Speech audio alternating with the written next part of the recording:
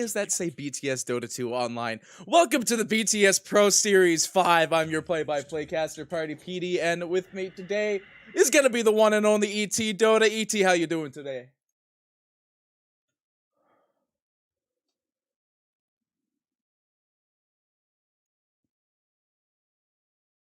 Oh, hang on. Hang on, I just realized something. Alright, redo your intro. I didn't have the Discord set to Discord, and it's still not set to Discord for some reason. But anyway, 3, 2, where is it? There's voice chat. Okay, now go. Perfect. I'm here. I'm here. I'm excited. We've got a lot of good games today. This is just the beginning of a very exciting day, but I thought I had the scene all set up. I'm like, oh man, I'm coming into this. I've got everything set up. I'm so good to go. And then it's just like, oh, Discord's not in there as the scene. It's always the smallest thing. Yeah, but, I mean, it literally is always the one tiny thing that's always going to make that light complication. But speaking of light complications, Void Spirit making it through the ban phase. A lot of people I've been seeing, at least in the North American scene, that people have been picking up this Void Spirit still quite often. Because I've been casting CN Dota for, the past 3 months. And I've been seeing, like, no Void Spirit. I've been seeing no Phoenix. I've been seeing some Mirana and Morphling not really first phase picked like this, but like maybe 4th or 5th. So and it's different. It's sort of everything kind of makes sense though at this point.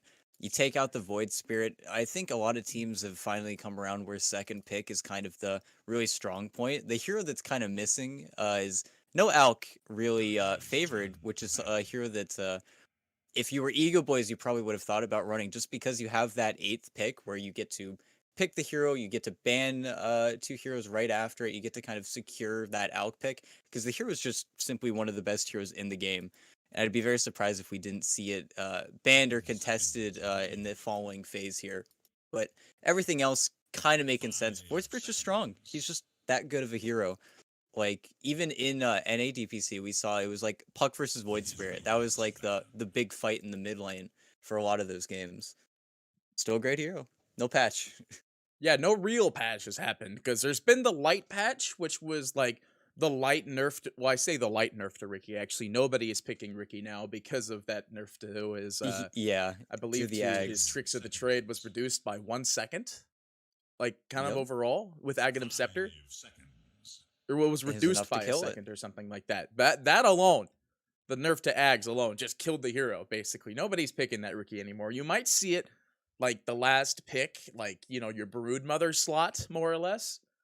But not so much anymore. A lot of people are picking up heroes like the Juggernaut, which is seeing a resurface. Death Prophet as well being one of the more...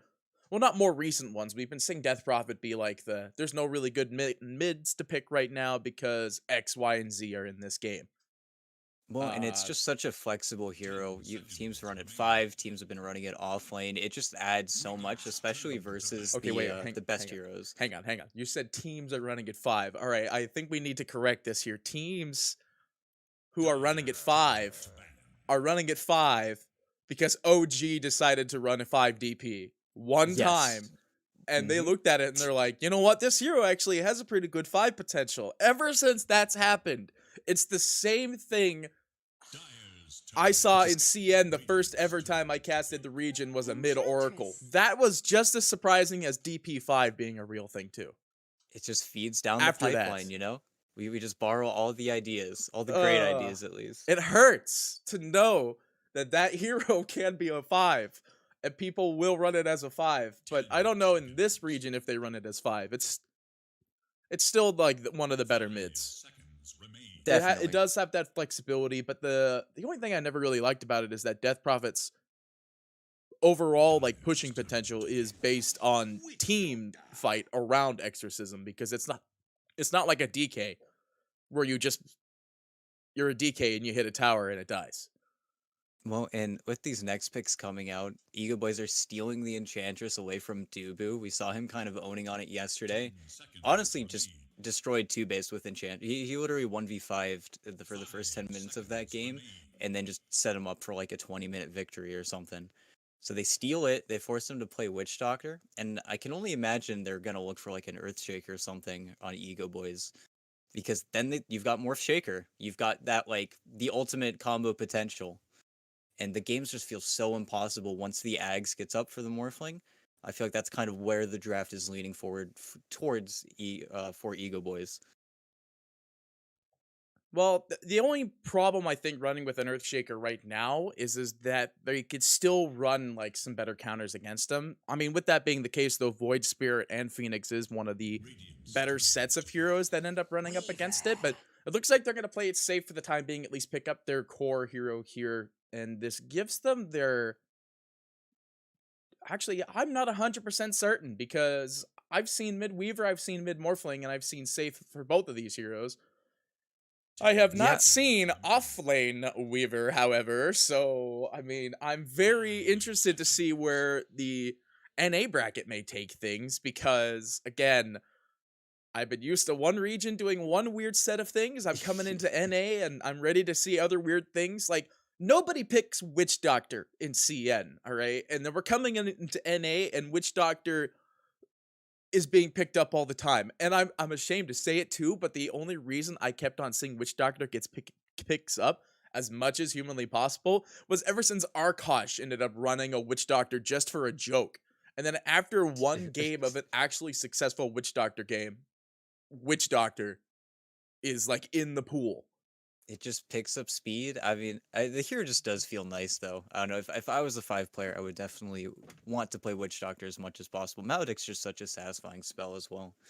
But it also makes a lot of the offlane heroes really miserable, especially some of the beefier boys, and it really dissuades the Tide pick, which I think a lot of teams have been reaching for in this tournament specifically. Like teams are just running Tide, and Witch Doctor is that one hero that you never really want to see as the 5 when you're offlaning as Tide in PL. Yeah, I like this pickup against the Ego Boys draft right off the get-go. The best answer they already have is just the Mirana. The Mars is banned out, which is one of the better lane counters against the PL very early. And Weaver can't really do anything about it. Enchantress, what are you going to do? You're going to steal a PL illusion. That's going to do nothing for you. And Morphling, his best option is turning into PL or just doing a waveform through. But you need enough damage as well as the talent, which applies a right click when you waveform through something. Mm-hmm. So there's Yeah, not really any good answers for this. And then on top of that, since they still have open bans for the side of Undying, like they'll ban out 2 of the best counters for this PL, one of which being the Underlord, which is very tormenting in lane. It's one of the other best heroes against this PL safe lane. Because, I mean, you're not running PL anywhere else. Yeah, precisely. And it's such a niche hero pick that they must think that they can stall out the game enough, because the one bad thing about the hero is he still just needs a lot of time. He doesn't build Battle Fury. He's not your Ursa. You know, you're not going to stick him in a lane. Even if he doesn't do that well, he can always hit Ancients. It's a niche pickup. It's a hero that not a lot of teams are running right now, but I definitely like it in this game. Like you said, the supports don't have anything on him right now. Ego Boys really need to find a really good hero in the off lane to find that matchup versus him. And I'm not really quite sure what that hero is so far, because I'm guessing Tide's going to get banned out right here unless they want to pick it for themselves, or Sand King. That's another good answer. It's another one of the ones that kind of just torments PL in the lane. I do see them then taking the Tidehunter themselves because then they can run Phoenix 4. Oh, they banned Tide there's the from ban, Ego yeah. Boys. So they read it perfectly as soon as they saw the Sand King ban. I say perfectly, though. They full-fledged picked into this axe, actually. This is a great catch for them, too, because if they ever get the Weaver, there's no sort of save that exists in this game for Ego Boys either. Like, there's no Tusk. There's no Oracle, and you can't draft Oracle against Axe anyway. So yeah, this is actually a really safe pick for Undying here, because it also makes sure that if they end up picking a third safe laning hero that could, I mean, then they're forcing them to pick a third safe lane hero and forcing Weaver or Morphling to rotate either to a mid or an offlane position.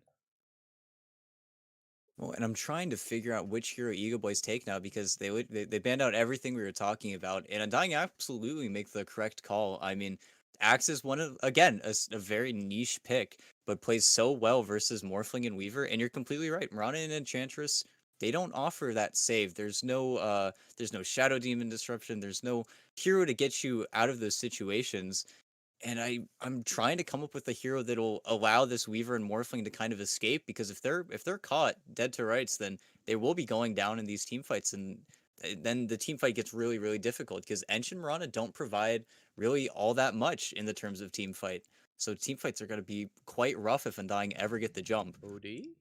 Okay, that's what I thought, that they were going to go for. They need something for clear. I was thinking OD because OD had a save, more or less, with Imprisonment, but it's not a great save because you can time it very well as soon as you get out of it, and Axe will just call him immediately, so that's why I thought OD might have been one, but it wasn't one at the end of the day. I like the Leshrac pick because it's good against the eventuality of PL running them down, but at the same time, you're going to have a PL with a Diffusal, and if Tano is caught at any point in time, he's actually just going to get zerged.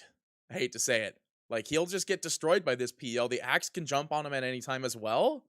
There's a lot of damage that comes from magic straight from the Lesh, but it's, I don't know, it feels like a 50-50 pick. They need tower push. This was one of their best answers for early tower push, but it doesn't answer Axe, and it only slightly answers the PL. Yeah, and the nice thing about it, I guess, is the Axe call, once he gets Blade Mill, you know, you don't really need to worry too much about the damage coming through that. It's a natural Yule's builder. It has an okay matchup versus PL, and it fast forwards the game plan, right? And that's the exact kind of hero you want to draft when you're playing versus PL, because PL needs items to do things. And in this game specifically, I mean, Rises is going to have a very free game, I think, because he's laning versus, I mean, Axe Phoenix. He's going to be able to get his Maelstrom quite quickly. He's going to be able to play versus, I think, Tomato in this core-to-core matchup very well. It's really going to be up to Brow, I think, to make space for Tomato in this game. I think they'll be fine with the space making overall, to be honest. Like, it's like, I know that Lesh is the early that can kind of match up against the PL, like you're saying, but at the same time, like, I feel like this PL lane is going to be uncontested because there's not really much to more or less contest. Like, Axe is going to be able to rotate really early into the game too. Like, you know that this Axe is going to be running around the whole entire map, kind of just doing whatever he wants because there's little to no answers for him. Well, and that's the problem that I think they really need to address, because at the same time, I'm looking at the heroes, and Moonmeander isn't on that Earth Spirit, that Tusk that we were kind of talking about. So Brow is, I mean, it's a 1v1, you know? Unless Brow is able to get some soul kills, which he's definitely capable of. I've definitely seen him pull some tricks out of his hat. It's going to be a really slow, I think, early game, especially in this game. I was almost going to segue with you saying hat, because everybody has cosmetics on, and I was gonna be like, speaking of hats, but I'm not gonna do that. Not the first series of got the day. The good hat. He's got the PL Sundancer hat. That's the I think that's his W that gets the extra effect. Yes, it is. Very fresh. Very, he doesn't have the Phantom Lancer one, the physical Lancer, but he does have the Rush at least. So he's got two. 30 seconds. And there's a third one, right? I think so. I don't know. I know my cosmetics pretty well. There's a very shiny looking piece. The cape, the lance, and the hat. That's the the lance is that is the immortal. No, that's a rare. Okay, that's what I thought. I didn't think so. It does have the extra little bit in it though, so it's fine. Yes, it does. Yeah. It's got the combat stance. Yeah, exactly. Oh, that too. I don't know, hockey player PL is always going to be one of my my favorites, but both teams are being really safe. They just don't want to clash, I think, too early on. They want to keep all their region going into the lanes. So, it's kind of as I predicted for EGOBOYS, like, picking up this Leshrac kind of made it a little bit of a 50-50, in the sense I didn't think the Lesh was actually going to be mid, because you do see that Alone is going to be in the mid, and Lesh is indeed the offlaner hero, which I'm not terribly surprised about, because at one point in time, I remember that offlane Lesh was a real thing. So, it's definitely a real thing. It was at the same time when people were still picking aggro offlane Puck. So, like, at one point in time, I just felt it was kind of done. But, I mean, with the resurface of a lot of these very I don't want to say specific NA based heroes. Yeah. There's a lot of flexibility, I think, still in NA for drafting. Oh, definitely. And we've kind of come full circle where a lot of these teams are just picking heroes that numbers-wise have just kind of always been good. I think DP is like the best example of that, where it's just her numbers have always just been solid, you know? So people are finally respecting her again. But these lanes are pretty standard. The only bad thing about this Leshrac pick is you don't really have a combo into arrow on this lane. You kind of need to hope that the splitter lands or hope that the arrow lands. You're kind of two setup spells, or you choose two spells that need setup rather. So it's always kind of hard to get that pressure in lane consistently. I think with that being the case, that there's no real like good arrow setup. I don't think that Dismar is even gonna have really the ability to rotate into the mid to get first bloods. Actually, hang on, I missed this completely. Well, I'm gonna get ready for that first tours going into the chat there, because first blood was claimed by Alone in the mid, or by Bryle on Alone in the mid. Yeah, I watched it. It's just Bryle played it super well. He got the level 3 tick on his Resonant Pulse, and it's level 1 Morph. He was one creep away from becoming level 3. He popped his Fairy Fire before he attribute shifted as well, and there's nothing he can do. So Bryle's got a really good setup for his lane now. Well, I mean, he is getting beat up a little bit here, but yeah, he'll call out the, I wasn't going to say he'll call out the courier. He's likely got a bottle already, so he's got that down, and maybe call, oh, that came from the last courier pickup, so.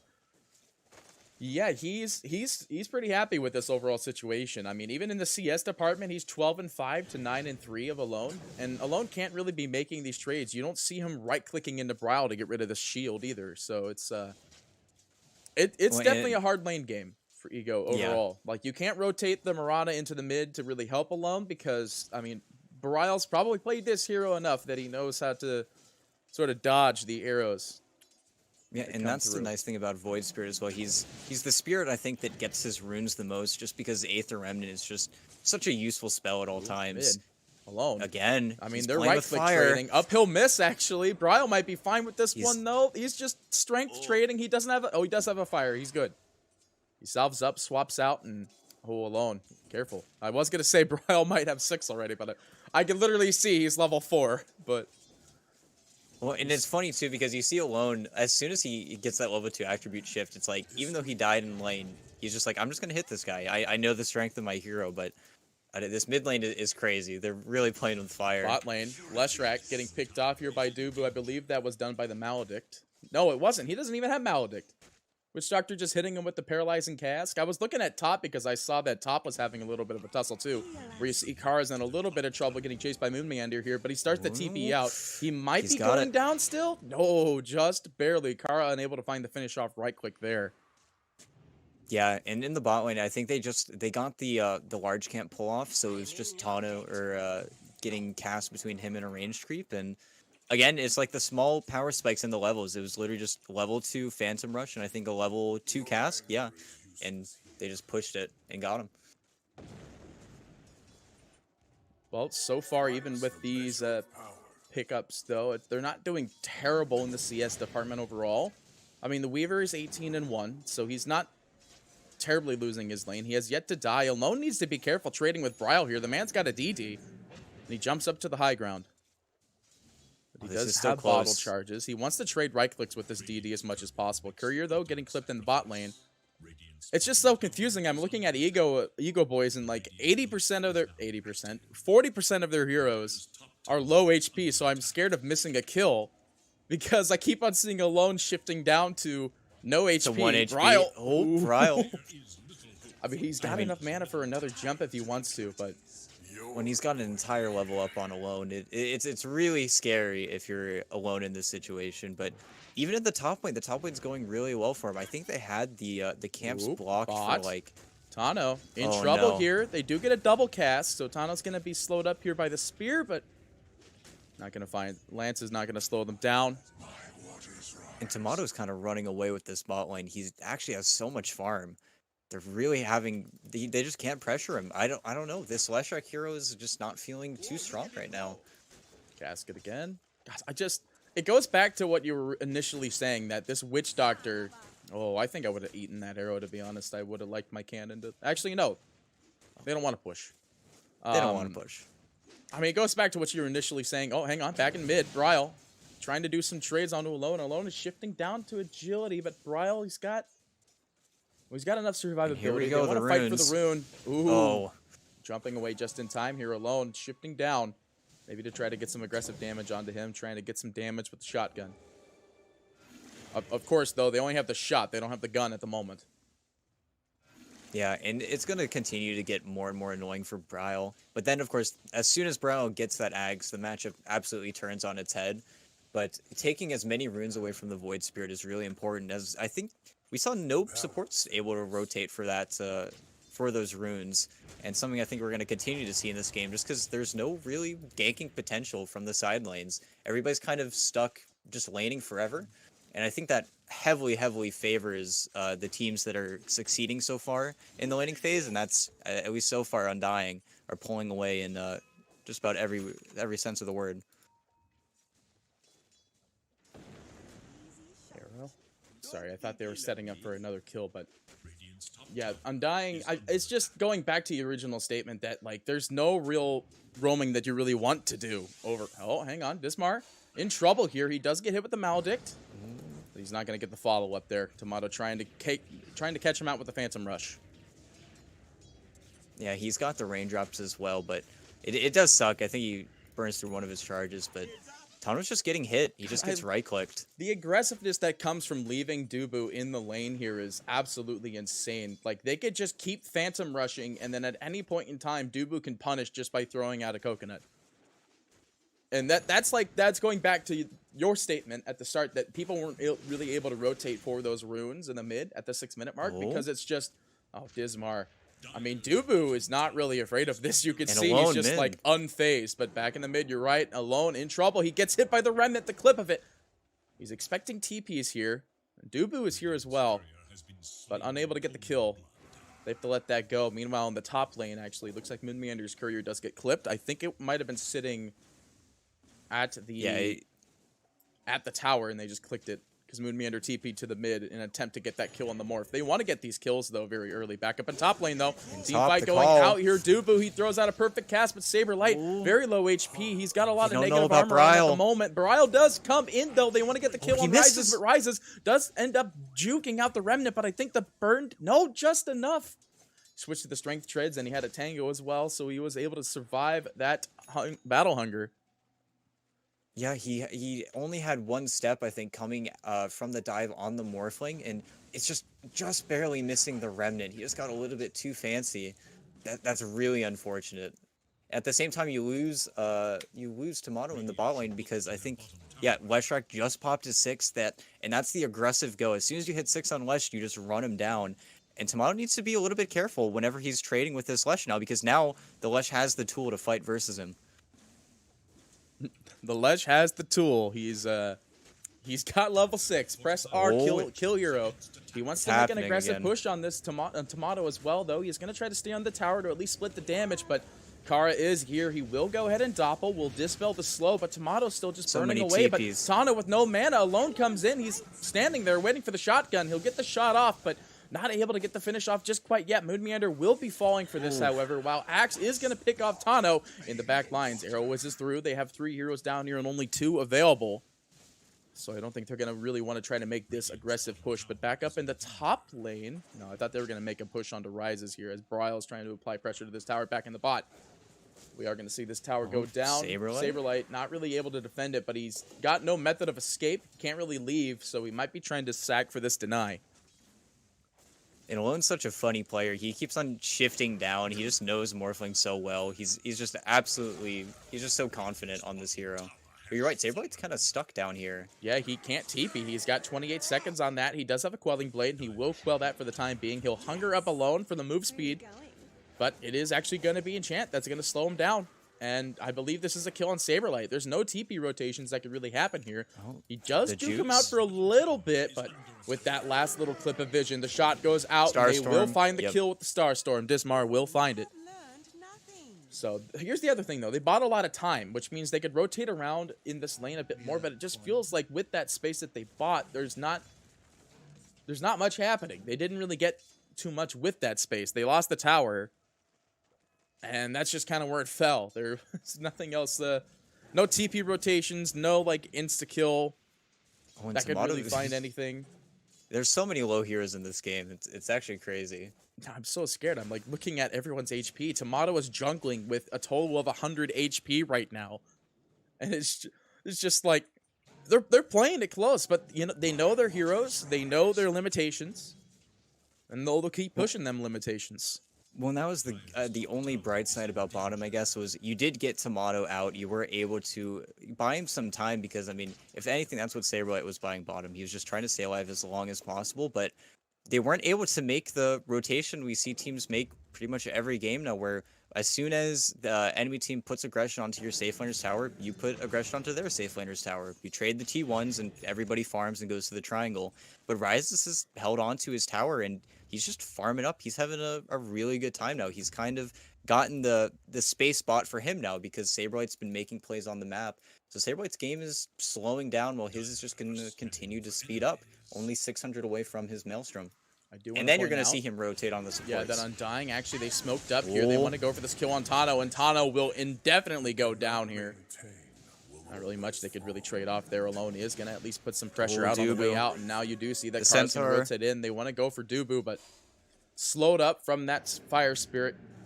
Not going to be able to find this trade. So they get a very nice kill. They expended quite a bit to get it, but it's still a good trade of kills overall. And I think this is just going to continue to happen. Right now, Undying really aren't interested in fighting unless Brow's got a rune or they can get him making some crazy play on this mid tower because, I mean, they need their defusal, they need their blink dagger, they've got their items queued up. They're not too far away from them either, but once they get them, they're going to be so much stronger. Saber. He's so fast. Like, he wants to just dive this man. Like they know it's just Enchantress, but they're gonna eventually see this rotation with Dubu scouting out Dismar from the low ground here. Is Courier about to get clipped as well on the way back home? The arrow. Lose the Courier, the arrow goes through, and it'll stun him one way or another. The TP cancels, and Dubu is going down. Yeah, and you're not too upset about that one. You get Brow able to hit the mid tower a little bit, but they're holding on to these T1s. Oh, mid. Oh, mid, yep. You do see that Alone is getting dived upon here. Bryle just trying to click into Alone as much as possible, but it was like you were talking about earlier. Alone knows his hero. The man is just shifting left and right. But they do find Dismar. Hit him with the urn, and they will find this kill. They do stun up Bryle for the time being, but I don't think you're going to be able to do much with that Centaur and just the Enchantress alone. And it's really funny to me to just watch Alone just running around in circles, shifting up and down. Like, he's already sitting at like 2,000 HP, but he's just not a care in the world. Well, let's see. They are kind of fighting for the runes, but... Saber. I saw him low HP again. Like, this is just a big low HP game. Oh, back Tano? up on top. Yeah, Tano is going to try to put some pressure on the Moon Meander He's here. got but egg. He's got enough burn damage. I think Tano's just going down here. No, he got the wand. He's going to die. Oh, he's going in. He wants the egg kill, but it's not even going to find it. He's out of there and rises. He'll set up for the reset, I believe. But, I mean, with Tomato here as well. But back in the mid, they find the trade on Bryle. They buy all this time, and they just get nothing with this one. They'll lose a tower as well. You might be able to trade tower for tower here, but you don't really want to lose this mid tower. This opens up a lot of the map for them, especially with the bot tower already being down. And, well, tower goes down. They TP to the top. Oh, they're sticking around. They're Moonlight Shadowed. Oh, I thought they canceled, actually. Dubu, right on top of him. There's a sentry that scouts him out. He zips in, though. He's trying to do some damage, but Alone he's going to be burning off a lot of HP here. There's going to be another toss going out there. Arrow. He turns into the bird himself. The arrow goes out, finding the kill on Dubu. And he will be able to disengage for the time being. No longer with that Maledict damage ticking away on him, but at the same time, they're not done yet. Saberlight, he actually manages to find Rises up here. Rises just straight dead. Hit him with that Remnant and the follow-up damage from the PL. They will get it. He's actually got the defusal up and ready, too. So that's the big, chunky damage coming out there that maybe they didn't really account for. Well, and he got greedy. He actually didn't have enough mana for his ultimate when he died. He just let it get a little bit too low, and it was just way too much control. And that's the scary thing about this this Void Spirit hero, because now 1,000 gold away from his Ags, and once he gets that, then you don't have the Manta Styles, you don't have the BKBs. Like, there's no great situation for Weaver to deal with that. It's just getting burned up here. But they do have to disengage. They do see a little bit of those TP rotations. But, I mean, they want to trade tower for tower. It was like I was saying earlier. The mid tower gives them so much map domination, and they need this mid tower. It's 16 minutes in, and they want to be able to get this domination down, and they've got the items to do so. And they want to contest Morphling. Axe showing off the Blink Dagger. They will be able to find this kill on Dismar. He leaps away for the first. The pulse is going to be there. Dismar trying to get out of there as soon as possible. And he will actually do so. Run him down. While Tomato is going to get burnt down here by Tano on the sidelines. But in comes Dubu, throwing out the good old coconut combo with the Death Ward. But Axe blinking in yet again. This is what I was talking about. There's no save for these heroes as Rises gets caught with this Blink Dagger. They're looking for the kill on Alone. They have 5 seconds until Blink, but they're going to let it float for the time being. They got what they wanted, and they might be able to get more as they are TPing bottom where this very low HP Leshrac is. Are they going to find up the Remnant? Oh, just barely. Close. Oh, that was literal inches away from absolute death. And it was very, very, very hopeful for them to try and defend that tower. They've got to make a little bit of a showing, but it's so scary now because you're fighting into Egg, you're fighting into this Agg's Void Spirit now, and even for that fight, it was just Blink Dagger Defusal, and they're not done. There's so much money there's so much investments coming in from this Blink Dagger alone. They find this kill on Kara, they want to go for more, but they might actually have to disengage here. Tomato's trying to find a way to zip out of this bad boy, but I mean, Rises, holy moly, actually loses half his HP just to PL Illusion's baseline alone, but Tomato is going to dobble to the low ground. He might be able to get out of this one. Alone is trying to find the chase. He actually throws a spear, but they managed to find a arrow kill out on the Moon Meander there. And they ping out a ward. They're still chasing. There's no ward there. They want Tomato. They want him bad, but there's another doppelganger available. He's pumping it out. He's actually going to be the one in the back. But they can't chase him underneath the tier 2, which is under the backdoor protection. Alone needs to get out of there. He's actually on top of heroes here. The Maledict well with the Death Ward coming in. Alone, I don't think you can shift your HP enough to get out of this one. Saberlight will be going down. Arrow goes through, though. Alone might be actually getting out of this one. No, that burn damage is just enough. Maledict will find the kill. They got him. They do want to keep going for more, though. Looks like they want to... No, they need to leave. Tomato, though half HP, he still wants to put some pressure down, but... They find these trades. I mean, getting the Morphling kill is pretty huge for them, but it's still, you don't want to be making trades, especially when, again, Moon Meander gets impaled by an arrow. Well, and that's kind of the problem with EGOBOYS draft, is you see, just chasing the PL, they take so much damage walking into the illusions, fighting. He leads them all the way to the triangle. Oh, no. Showing off as Aghanim Scepter jumps in for the first pulse, but not able to get the Remnant jump there. Dismar will jump to the high ground, but I don't think Bryle is concerned about this one. He wants to go all in. Meanwhile, Axe is engaging upon Kara down here on his own, but now we're going to see Bryle in a bit of trouble here as Tano able to pump out the magic damage. He will throw out the Remnant, slowing down this aggression, and now setting up the fight for the rest of them, dying to come in as Tano will get diffused up. There's no escaping this, man. This PL, this cat is chasing you down. And just like that, they will be able to find 2 kills, 3 kills for the price of none. I say that, though. Dismar is buying a lot of pressure and time here, but unable to finish that off. Here's the other scenario, though, is that there's no creeps, and Weaver is actually clicking the bot to tier 2 tower. So yeah, won't be able to put tier 2 pressure down. Tower, but I don't know, Tamano's playing this so well. He's showing up to all these fights. He's being so active on this PL. It's really refreshing to see because I think he's really been the instigator. He's still incredibly farmed, but every single fight he doesn't show up to, I really think that Undying have been struggling at, and he's just been making it work for his team. I think they're lining up. I think they were lining up to get a kill on this Weaver. I don't think they are smoked, actually, so they didn't see it. The smoke wasn't revealed. Actually, it might have been. There is a ward there. Yeah, I think they might be aware of it. They moonlight, but there's only a sentry on this hill. They do throw out a scan, so they know that somebody's on top of the ward. They reveal Tano immediately. This is a huge solo pick if they get it, and they will get it. Arrow does go through, though. Axe is within good killable HP, but they're going to let him go for the time being. In fact, Saberlight could jump in for the kill on the Weaver, but they are going to disengage while Axe will just blink into the lane.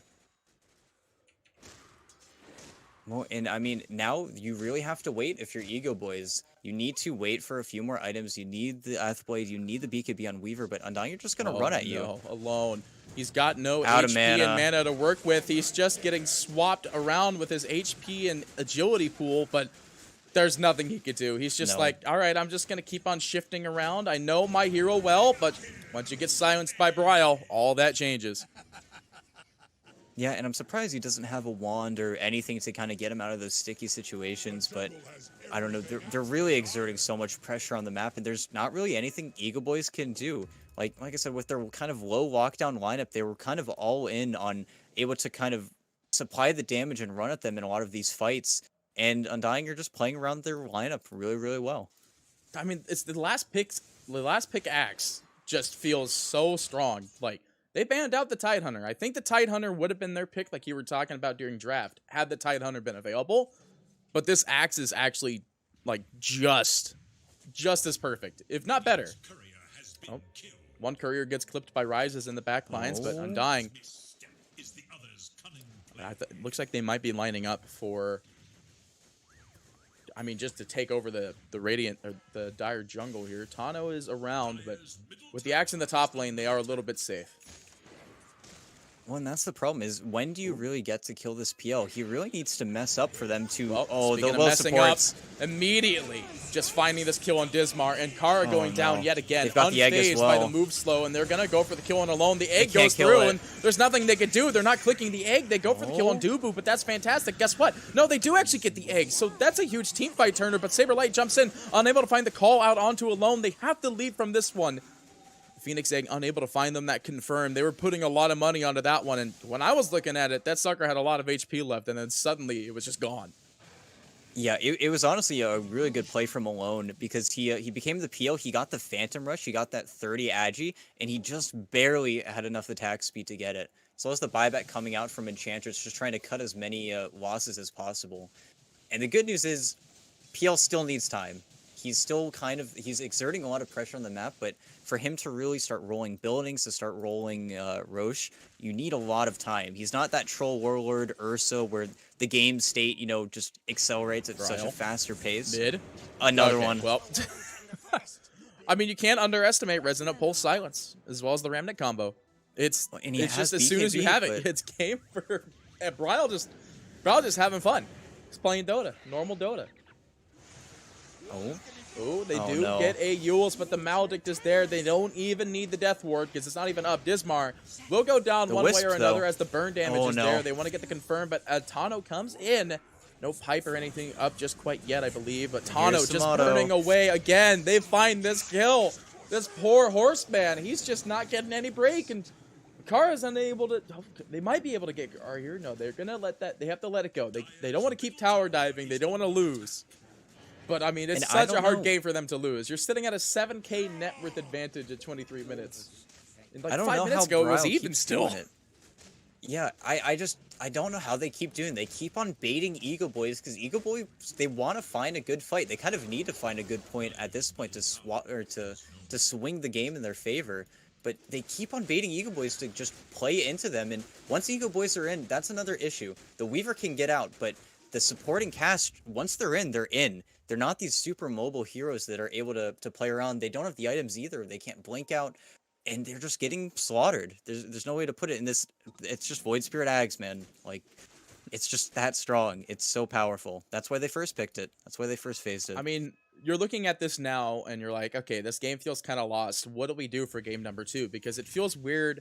I don't want to say it feels weird first banning a Void Spirit, but it feels weird banning a Void Spirit first because there's actually a lot of other meta-based picks that you really want to ban in the first phase. Yeah, there's so many other heroes because, like, everybody still bans Nyx, and everybody still bans Puck.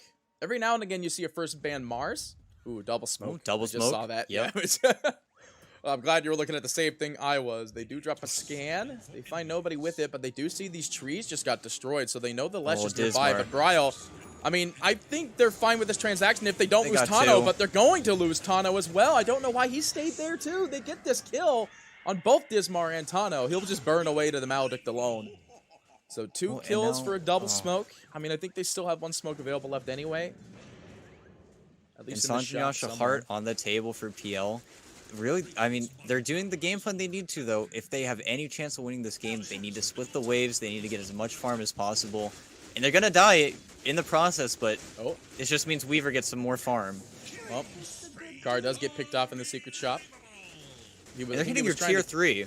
while this is all going down. Yeah, Like, I mean, this is a lot of action here, and Rises is really the only one that has any sort of immediate sort of prevention method, because he does have the BKB. But I mean, you could see Undying; they're unfazed by this. They are just sitting outside. They want it. They deny the tower. Oh, and that's the problem. They've got all of their bases covered because even if he gets the BKB off, Saberlight is always that kill threat. If he gets the Blade Mill off, he's just always needs to be afraid of showing in these fights. And because of the Leshrac pick, they don't have that kind of frontliner. Maybe if he had, you know, 5,000 more net worth, he'd feel a little bit stronger, but we're not there yet. He hasn't felt like that Tricore, and I think they're just going to continue to kind of lose these buildings because I don't know, they're struggling to defend their triangle right now, and they're going to keep on getting invaded or forced back to defend their racks at this point. Dismar. It's just probably looking for picks. He wants to like scout if they're going to do another smoke rotation because they probably didn't account for that double smoke. Saberlight, Saberlight calling, actually. He wanted to see if the Morphling was nearby, but he turns into Axe himself, and the Morphling, he's going to be in trouble here. He can't shift quite yet. He turns back into the Morphling. Nice call. They find this immediate return on Bryle. The damage is there, but they find the return kill on Alone. Meanwhile, outside the pit itself, they will find this kill on Tano, trading off Dubu for it, and Dismar. He has to escape, but the invis just wore off. He has 2 leap charges available. Dismar. The leap went in the wrong direction. They find 1 burn damage. They throw it to Yules, but 1 PL illusion alone might be able to help them confirm this. I say this, though. The Battle Hunger is ticking away. Both of this is going to be very equivalent damage as the chop comes in from Saberlight. They find the clap, and they're looking for this Weaver. The blink is available in 7 seconds. They fortify the creeps, make sure the Weaver cannot do adequate damage to this tower, to these creeps, so they can get the push. They want to force buybacks, but 30 seconds for a buyback. I mean, I think you're just going to hold it. Well, and it's so difficult because now, I mean, Leshrac versus PL, it's a damage war, right? You're always constantly trying to fight up against the Leshrac's damage or burn his mana, but the net worth is just deafening. He's got 1,000 up on you, and I mean, they have no fear hitting this building. They're just gonna hit your racks, force you back, farm more. They did cut the mid wave though, so Rise is making some good plays. Well, they had 3 very low HP. Oh, Moon Meander's just dead. He has to egg if he wants to live on this one. The arrow goes through, actually Rises. He's just getting burned up here from Dubu. They find the kill. DD, no matter what, doesn't change nothing. He had the reset available, but he didn't get the animation off. I don't think you realize I think, was that his last tick of BKB? Because he got hit by a Maledict tick that I guess he just didn't see coming, but well, let's see. That's disaster because now he's just walking down mid. Your mid Rex is already half HP. I mean, he took 1,500 damage. He was getting right-clicked from the Death Ward. He just didn't see it coming, I guess. 2.4k damage on Witch Doctor, like alone. There was a lot that came from Phoenix as well, which actually none of it goes through BKB. Only the egg detonate does. And they didn't detonate the egg, but I mean, yeah, they get this easy pick with that. I don't think he realized that his BKB was almost dead on that timer. I mean, this is a fresh BK. It was a 9 second, so he might have thought it might have been a 10. I don't know. It was just such a strange play because he stole the DD. If anything, he could have just killed and turned on Dubu instead as soon as Moon Meander was a little bit tankier than he thought. But now PL's got the items. Like I was just talking about, and it did take a little bit longer than some of these like ultra cores we have been seeing. It is 30 minutes into the game now, but now Tomato, he just feels so strong. I actually don't know how they take a really good fight versus him. They need to play around they need to ignore the PL if they really want to get anything going. Oh, they Remnant. They saw that Kara was trying to get the outpost back, but he will end up dying for his sins here. The earn damage alone might confirm it. No, it actually eats the Remnant, and they're going to live out of this one. I think they want to take the outpost back, though, is the other problem. And Bryle, he's just pumping into it. As the bot tower does go down, PL was trying to click on the Roshan for a little bit, but back in the bot. Tano, they find this kill with the call. VKB from Saberlight to confirm the kill. Meanwhile, the shotgun comes in from Alone. The fresh reveal out onto Dubu. And Saberlight needs to escape. He pops his BKB. He needs to leave. They find this kill on Enchantress in the top lane, but now they have to rotate the rest of the heroes to the bot. Well, no, there's no tower, actually. Why rotate? There's nothing there. And I mean, they're just going to go back to Roche, but their attention did get kind of pulled away. And it's really slow. Like, they are not good at killing Roche, especially with the items Tomato has. The Yule Saberlight, perfect call from Saberlight. They will find this kill on the Rises. The Blade Mail actually does so much damage here, but timing the shotgun just in time. Alone will find the trade. And Alone becoming this Axe has been honestly so sick to watch because he keeps on finding the really good calls on Bryle, on Saberlight, and it's leading to their death, but it's just Roche for Tomato. I don't think you're too mad about that death on Saberlight. Losing Rises is quite big, though. Slow Roche, though. Like, Yeah. I don't want to say he's been in here for a long time, because I know, like you were talking about earlier, their attention got wavered for a little bit. But, like, it's still really slow Roche. Like, PL, yeah, he's got 1.5 million illusions, and somehow he got hit with the actual arrow. Yeah. Oh, he's got once he gets Aegis. this Basher, he will be able to kind of hold down and stick on a lot of these heroes a little bit better because he's the defensive build. He's the PL that can't die at this point, but he's a PL that doesn't do as much damage as you'd probably hope. Something you probably would have liked to see an Alchemist. An Alchemist at this point, game probably would have been over 5 minutes ago with the same net worth. You just really want an Alchemist, don't you? I know it's coming. That's why we're gonna see it. I mean, I know that NA likes to draft Alchemist. I looked at the NA Pro Tracker website and like Dota buff, and I've seen Alchemists being thrown out there. Unfortunately, again, half of the Alchemists that I had watched all the way through had been Arkosh games. But at the same, Arkosh isn't even that bad. All right, they're just there. They're there. Bryle, they're doing their thing. I think he was trying to aggressive remnant Dismar. I was gonna call him Brismar. He was trying to aggressive remnant there, but they're kind of out of time. They can't cut the waves anymore. They're kind of running out of cute plays. He finds the call. The shotgun goes out, but Saberlight throws the BKB just in time, and Rises will fall, but Alone jumps in. He's actually going to get diffused here. There's no reveal for them. I say that, though. He is dusted for another 3 seconds, and out goes the Death Ward. They will find the kill on Moonmeander. They didn't pop the egg. Tomato's just burning into Tano, and they want to find this kill on Dismar Alone. He still has another tick of Maledict, but he's going to be fine, only losing 300 HP to the last tick. They find this kill on Dismar. Gem hits the ground. They are going to be able to find the stun on Bryle. The shotgun goes out here of the buyback from Tano as well to hold them over for the stun. Bryle does manage to get picked down, but they're not done yet. Undying want to keep going. They find the call again. These beautiful calls from Saberlight. Alone has the shotgun himself here just with the ethereal form to make sure he lives at the end of the day. But Tano, he's going to go on a dieback. He can't fight Tomato. The man's got so much HP. He's got so much damage. He can't do anything.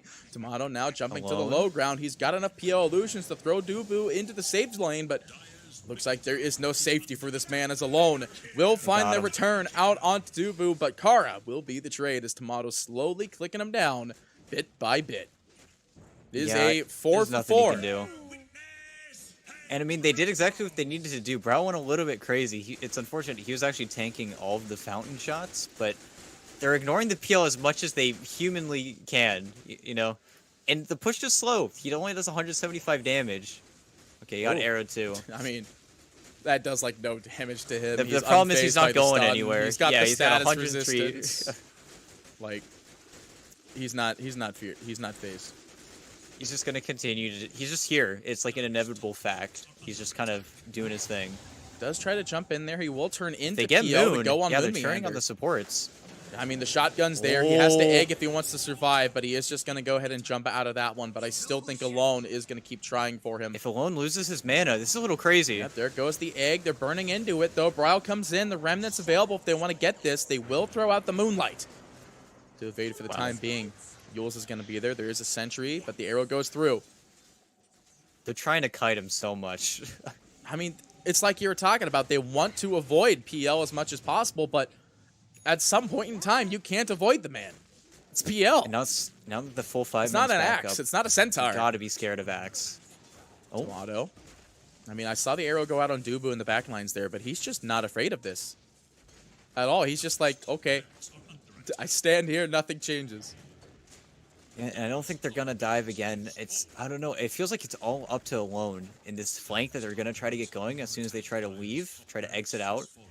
But and Alone's been playing fantastically well. He's actually been getting the really good morphs off and just being super annoying with the PL. If they get Bryle, I don't know. I just realized, I looked at Dubu real quick.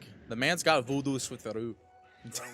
Best spell in the game. He's got the voodoo switcheroo, but Dubu, He did it. He's alive. Switcheroo. There he goes. He gets this bad boy Dubu. Able to escape from this one. They find the kill on Kara's courier, but actually they're finding good, decent damage out on the Saberlight alone with the BKB of his own. He's going to be able to survive with this one. Saberlight is going to be the first one to get traded off, but Tomato will find the kill on Tano. They find the kill on Kara as well. Alone trying to leave. Bryle, he gets the clip of him for 1 split second. Can't quite get the silence though. They will buy back on Enchantress. They want to keep going, though. They throw out the Remnant. They can't quite get him. And Kara, he TPs to the tier 2. They know he's here. That's that could be a possible dieback, but no, he jukes down to the left instead of going to the right. So he will be able to get out of that one. Oh, no. Tomato cut him off. Oh, yeah. Nope. They see him. The Remnant. They get that little clip vision, so they know that Kara is in here. They throw out a PO illusion. The Invis is going to be thrown out, but the reveal is there following suit.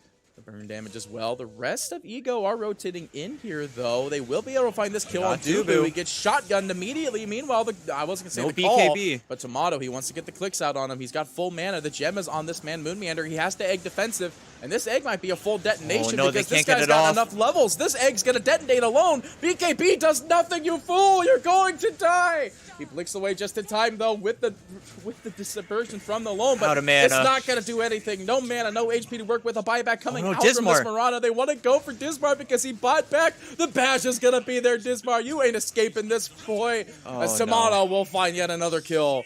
And they aren't done yet. They will find Moon Meander on the backlines with Rises, but they see that Bryle wants to try to get this kill out onto Rises. There's a sentry somewhere. They do know he's here.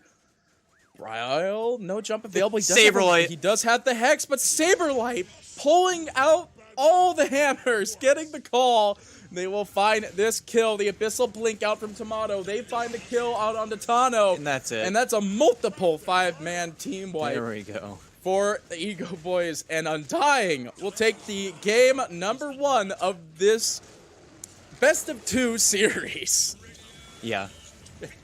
Kind of sucks when it's not a best of 3, but I mean, it was just a complete dominant performance from Tomato. He was doing, I think, pretty much everything for his team for a while. They really played around their lineup fantastically.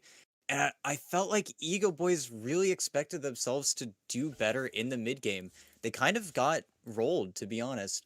As soon as they started losing ground to the PL, as soon as they started getting those item timings, I don't know, the start for me goes back to when they lost their mid tower. They took that pretty bad fight where they lost 2 or 3 heroes, and the course just had to split off, where Tomato just was able to continue to farm, continue to burn mana. I wish I could see a graph to see how much mana he burned, because if Alone doesn't have mana, if Leshrac and Morph don't have mana, if Rises doesn't have mana, they can't fight. And Tomato was always on it. He was always able to give them a really bad time. I mean, there really should be like a modifier based like damage. No, actually, can't you see the damage you did with a certain thing, or is that not for us that we could see? That is what. Okay, no, Diffusal's not that kind of. Darn. Yeah. Diffusal's not that kind of damage. Unfortunate. It's added damage. The thing is, though, I do think Ego Boys can beat them. Yeah, I mean, it's not out of the whole ballpark. Like, I think it's just, I don't want to be like ban Void Spirit, but you could see how confident Bryle is with this hero.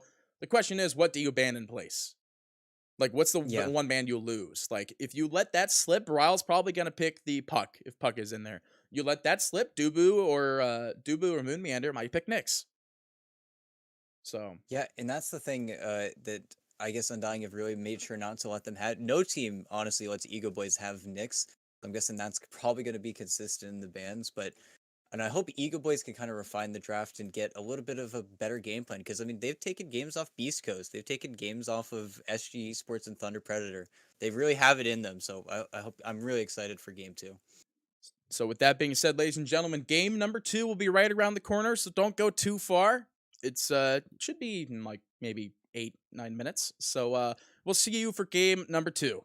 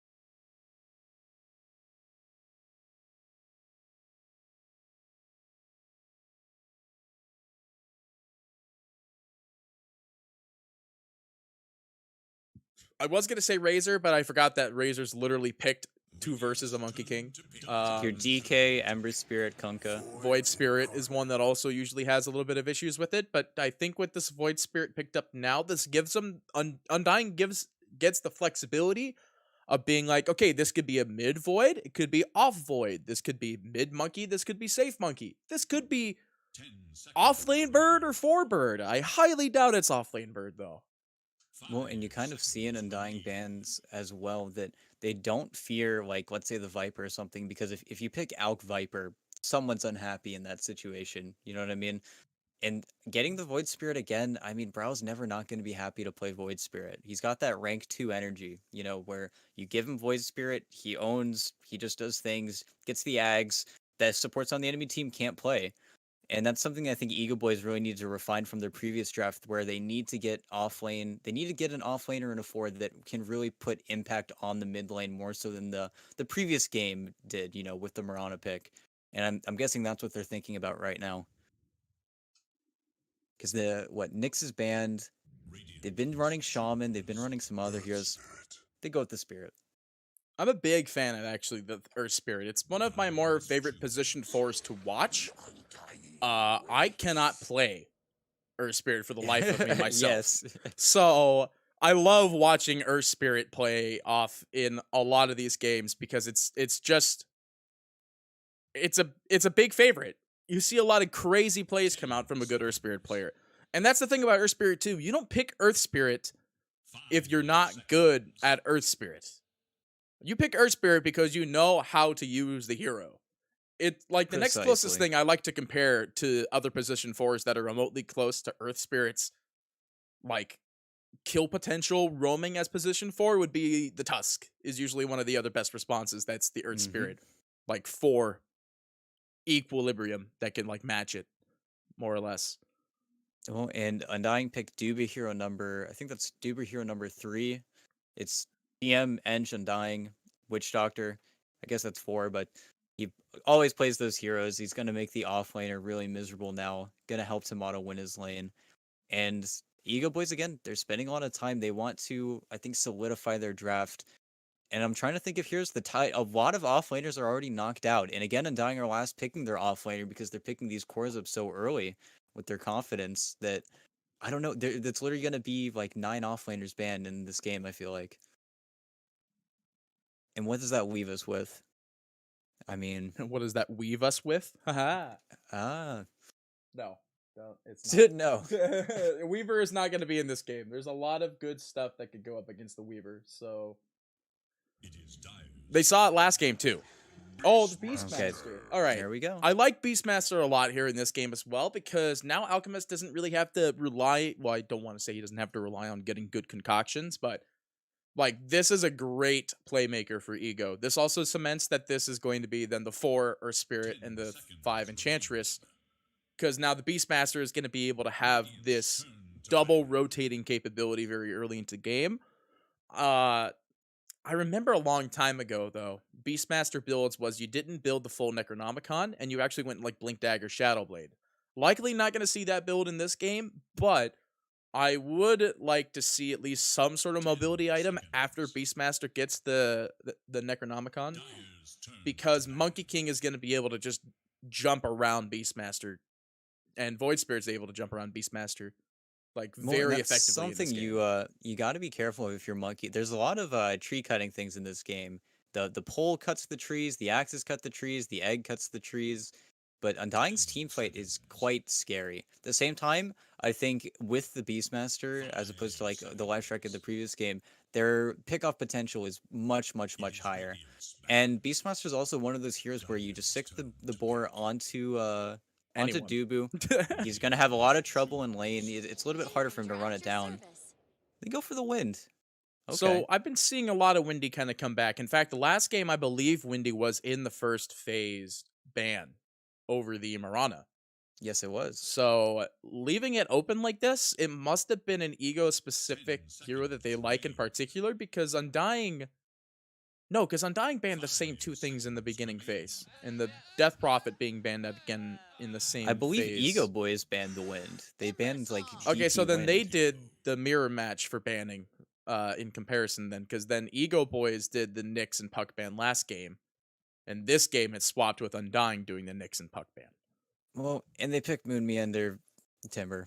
I mean, I don't know. This is rough, I feel like, if you are the EGOBOYS now, because Timbersaw is just such a strong hero. He's one of the few heroes that's actually going to be able to play. And wait, I guess Alk is going to be your safe laner. He's going to be laning versus a Timbersaw.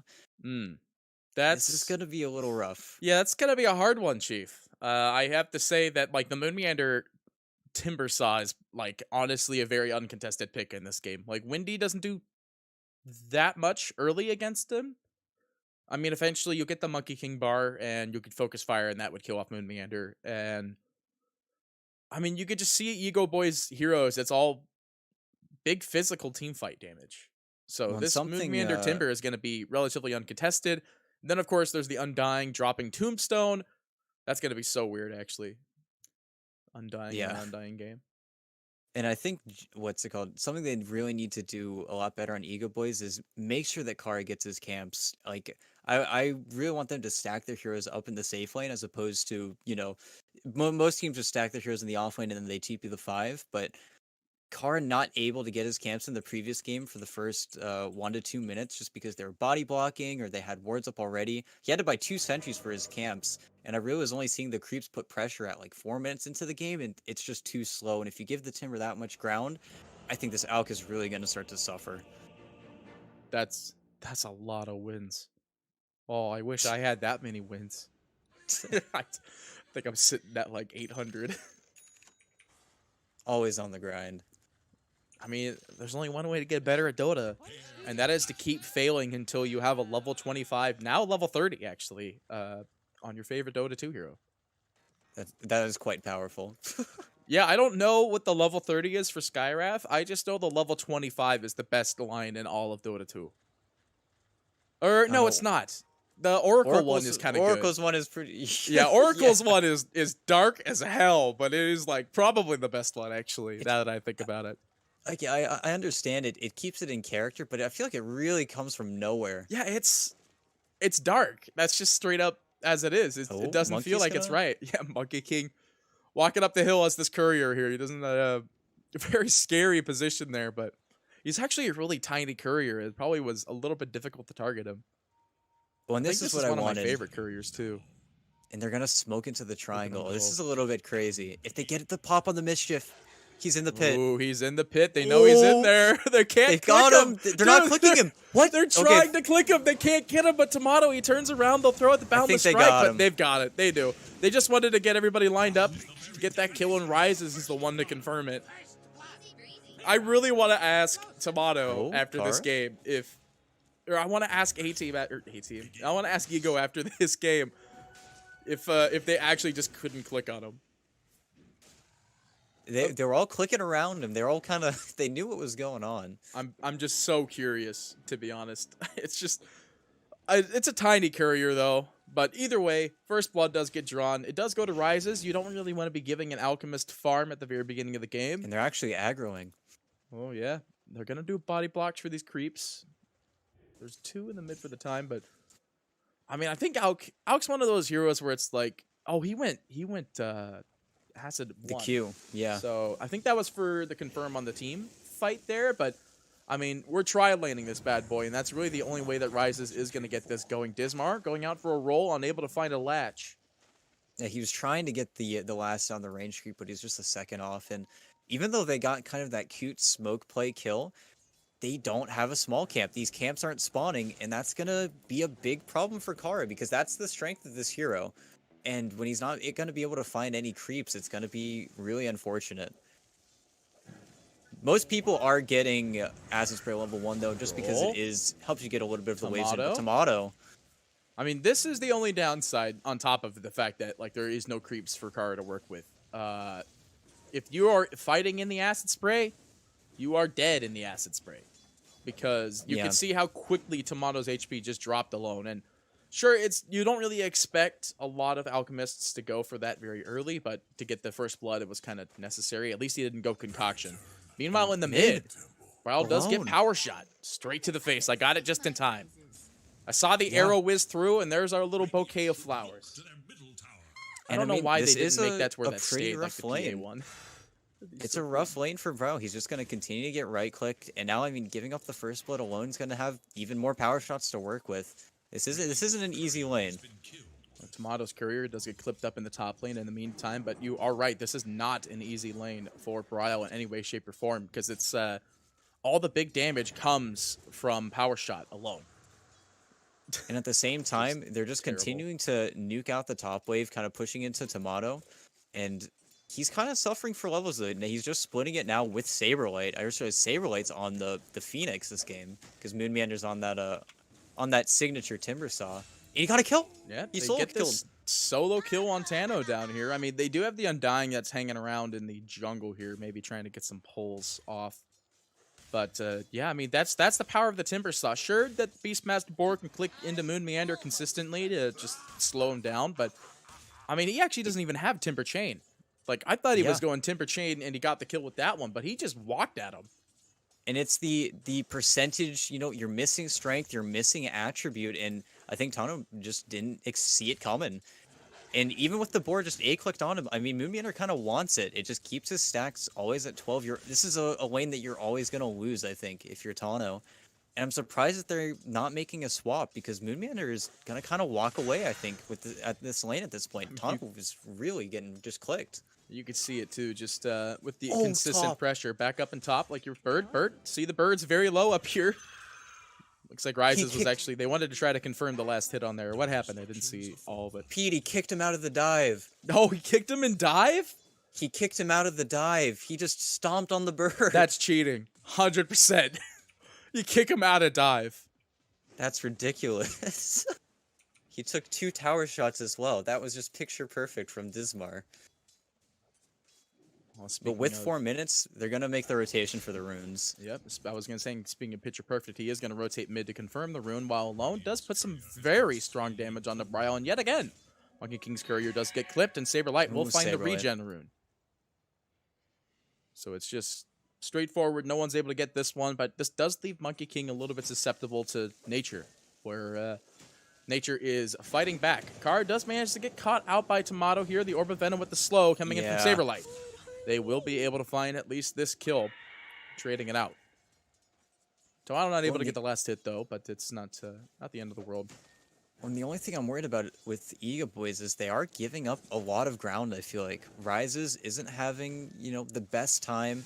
He is 3rd in CS, but Moon Meander is really, I think, the big winner. Coming in on the Saberlight, he kicks him away. The dive is not available for another 10 seconds, so Saberlight has to just work around with this current situation. But yeah, Dismar is going to get clicked down by Tomato, but immediately it is going to be purged off, and the roll is slow. The roll's available in now, so he could just do the roll to confirm, and there it is. He will mischief it off, but it's not going to change the end result. Dismar is going to be the one to claim the kill, while the bounty runes are going to go, looks like 2-2 even contested. Kara gets kicked up to the high ground to confirm it as well. And that's the annoying part about being a Monkey King when you do have this enchant to worry about. It's just that basic dispel. But at the same time, I mean, Moon Meander's a level, 2.5 levels above Tano. Like, we have all of the Moon Meander stocks are out of control at this point. Moon Meander stocks. He is just too powerful. And they're gonna start to flood heroes down here, but without Javelin on Wind, I really don't think they can kill him. Dismar in trouble, although Moon Meander unfortunately breaks the tree that he was going to be able to connect to if he wanted to get the kill on Dismar. But now with the Windy rotating down for that time being, Bryle has a little bit of extra free time, I guess, in the mid. But yeah, they have to get the. I was almost going to call it. Wait, Bryle. Wait, they use the. What? Why did you use Focus Fire on Bryle? I saw the icon show up. I'm like, that doesn't seem right. And now Bryle's got a DD rune. Yeah, this could be a turn for him if he really wants to. If he finds a good remnant, jump in with the follow-up, like, they could actually get the kill if they need it. But looks like he's actually going to TB bottom. They want to kill off Tano here, but I mean, Moon Meander's like, I'll kill Tano even without your help. Well, and now, I mean, there's a lot of pressure put in on both side lanes, but Undying are kind of lacking in the department. But as I say that, Tano's going to go down, and Bryle is kind of just here for fun. He's not letting himself be known. There he is. They managed to get him. The DD rune is going to be shown on Bryle, so he's going to be able to pump in some damage onto Alone, but the power shot is going to be there. He's but out. With no disengage, no remnant, no anything to catch them out due to getting caught by the shackle shot. He will be able to TP, but This tower is dead in every way, shape, and form. Yeah, it's a little bit unfortunate. Brow's just been a little bit too fast with his remnants, I think. He's been trying to catch them walking into it instead of just getting them off of the astral step slow. But you make the play with the carts bring you towers, and Moonmander's going to continue to snowball. And they're doing what they need to do, right? They're trying to put as much pressure mid. I was going to say I was just up there, but it's not down there. Actually, it's going to be in mid, but they are going to focus fire up Ryle here. Silence the power They shot. want to try to get the kill. The power shot is going to whiff. The slow is going to be there from Dismar, though, so the re-engage isn't really going to be available. And I mean, Tano's game is just gone. Like, you die bottom after getting dove to your tier 2. Nobody can TP to help you because you have Alk Ench pressuring the top tower. And then you TP mid, and there's a Void Spirit with the DD rune waiting for you. It's really a disaster game, I think, for him right now. Saberlight finds Kara up here. The triangle. I mean, Kara's not escaping. Yeah. You know, I just realized that Bryle, like you're talking about already, he's having a really uncontested game. Like, the Windy is... I say uncontested, actually. Hang on, roll. Oh. He's going to be there. Dismar kicks him away. Bryle, he doesn't have enough mana. And the regen rune, actually, that would have been amazing for him if they could confirm that. He actually has to walk back to base with this. Oh, that hurts. And again, bottom. Dude. I mean, what are you going to do? It's just, they're not even answering it. Like, what can they do right now? Moonmeander is going to keep running at them. They smoked at him, but... I mean, here's the answer. You got the Javelin up on alone. And they're trying to kill off Moonmeander. He does actually juke the power shot, just barely, but he's got so much HP to work with, but is going to get killed off there by Kara, actually. Level 3 in the Impetus. Well, and they're making the plays that they need to play. They're doing what they need to do. At the same time, Tano's taking one for the team right now. Rises is almost at his Battle Fury. Then he can really start making some space. I was going to say that Bryle looks like he was trying to get the jump on Tano. Tano, tired of dying, he's just going to walk away. Deny his boars. When once Tano hits 6, you know, he does have the roar to him. It's sad he doesn't have, you know, the gold for the Necro, but it's really just been a really rough laning stage for him, and it's not even his fault. They last picked a Timbersaw. Your team was like, yeah, you're laning versus that guy. Kara. But Kara might be in trouble there, but the silence is going to be there from Dismar. They are going to be able to re-rotate out, but there's the roar out onto the bird, and Phoenix not yet 6. He could be in trouble, but Bryle, oh, no proc there, so he's not going to die off from Windy with the trade. And they, I was going to say they held Phoenix Egg, but he wasn't even 6 yet anyway. It's so sad, too. It's like, what did you do to this guy, Moon? As soon as Moon shows up, he just gives up all hope for the kill. He just takes his boars and he goes to the small camp. It's like, he knows what game he's in. And I mean, Rises, he has his Battle Fury. And that's kind of the one shining hope, I think, along with Alone having a pretty standard game. It's been really quiet, and I think that's kind of what you want if you're EGOBOYS. You want to buy as much time as possible for this Alk to start to spiral the game in your favor. I mean, it feels like it's kind of already spiraling a little bit. The Battle Fury is coming out, so he is going to spiral like you're saying. Gosh, my mouse is just freaking out today. But now you just see the answer to answer. Moonmeander has to run at them. They need to contest them and hold them over. Well, and we see the Spirit Vessel queued up on Phoenix, and I guess that'll be really be the breaker, the moment where they try to kill him. But that's the only answer you got, really. Like, the Alk was first picked as well. Or not first picked, but first phase. First phase. It was first phase, so they had possible answers to it. I mean, the best answer you could really throw out there is just kill the towers before they kill you. But speaking of killing, Monkey King. Very important kill. Picked off immediately, so Tomato not happy about this. And if they can continue to slow down Tomato, that is the one thing they need to be careful of. You never want to be on even ground with the Monkey King. You want to keep this Alk always, like, pretty much a 10k net worth ahead, especially going into the my gosh. Alone just finding these beautiful plays, keeping the GG branch is next level plays, not going to lie. GG branch is the highest skilled tier 1 item in the game. Timbersaw, Hoodwinked, Wind Ranger. Oh, back in the mid. Again with the remnants. Yeah, they've got remnants available, but they know they can't really kill the Windy. They'll go ahead and get Kara, and they actually jump down to find Dismar below. Meanwhile, in the top lane, though, Undying He's gonna get slowed here, but And he can just TP if he knew. Oh, he tried to cut the tree. Dismar is actually just... they're buying so much time with this. Like, Saberlight's not in the lane, so they're not gonna Phoenix Egg. But he's gonna be rolling out of this one. And no, actually, Undying is gonna meet him halfway. Undying's very low, however. They do get the stun, and the Magnetize is gonna get thrown out there. That will not confirm the kill on Dubu.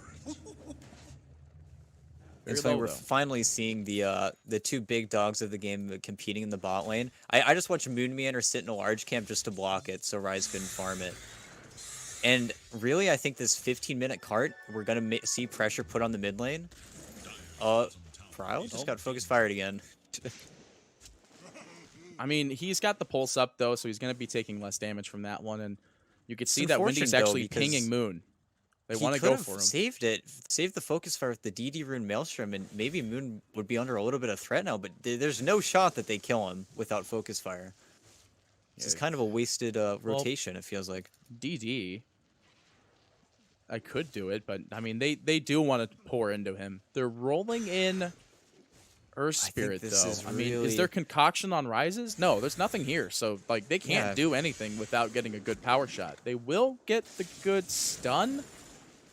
But I mean, it's just it's nothing like you're talking about. They need the focus fire. And now they're getting collapsed on. Yeah, Undying, they rotate in their mid lane heroes here, and they want to go for a counteractive kill. They know they can't go for alone, so they're going to try to go for Rises here. But Bri only level 9, actually. He's not pumping enough damage out, where Windy's just killing off this tombstone on the side lane. Yeah, and he's fine. Yeah, I mean, the Phoenix Egg's going to be dedicated, but I mean, there's nothing they could do with it. It's just kind of there. Well, they used pretty much everything in the tank. If they can ignore Moon and kill everyone else, this is looking to be a really bad fight.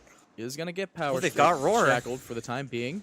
The Roar is available, but Dubu is going to be the one focused down here. No Tombstone available as it was already destroyed. Kara they need to kite Moon. I mean, they're kiting. Yeah, it's exactly what they have to do. They have to kite Moon, and once they're ready to, they'll turn and kill him like we see here. They'll find a double kill. They do find the kill on Tano, and Bryle does hit the floor as well, and Saberlight not really able to escape because that's going to be one chunky impetus. And Kara actually getting 4 kills. Support Enchantress? Maybe not. And I mean, that just kited so long. They used the egg and the tombstone at the same time. As soon as it was done, I think it was Tano that just cleaned up pretty much everything, and he goes down there. But that was a really poorly executed fight from Undying. They kind of just let EGOBOYS that didn't have a lot of gas in the tank originally, with Alone making kind of the early rotation, just kite him out.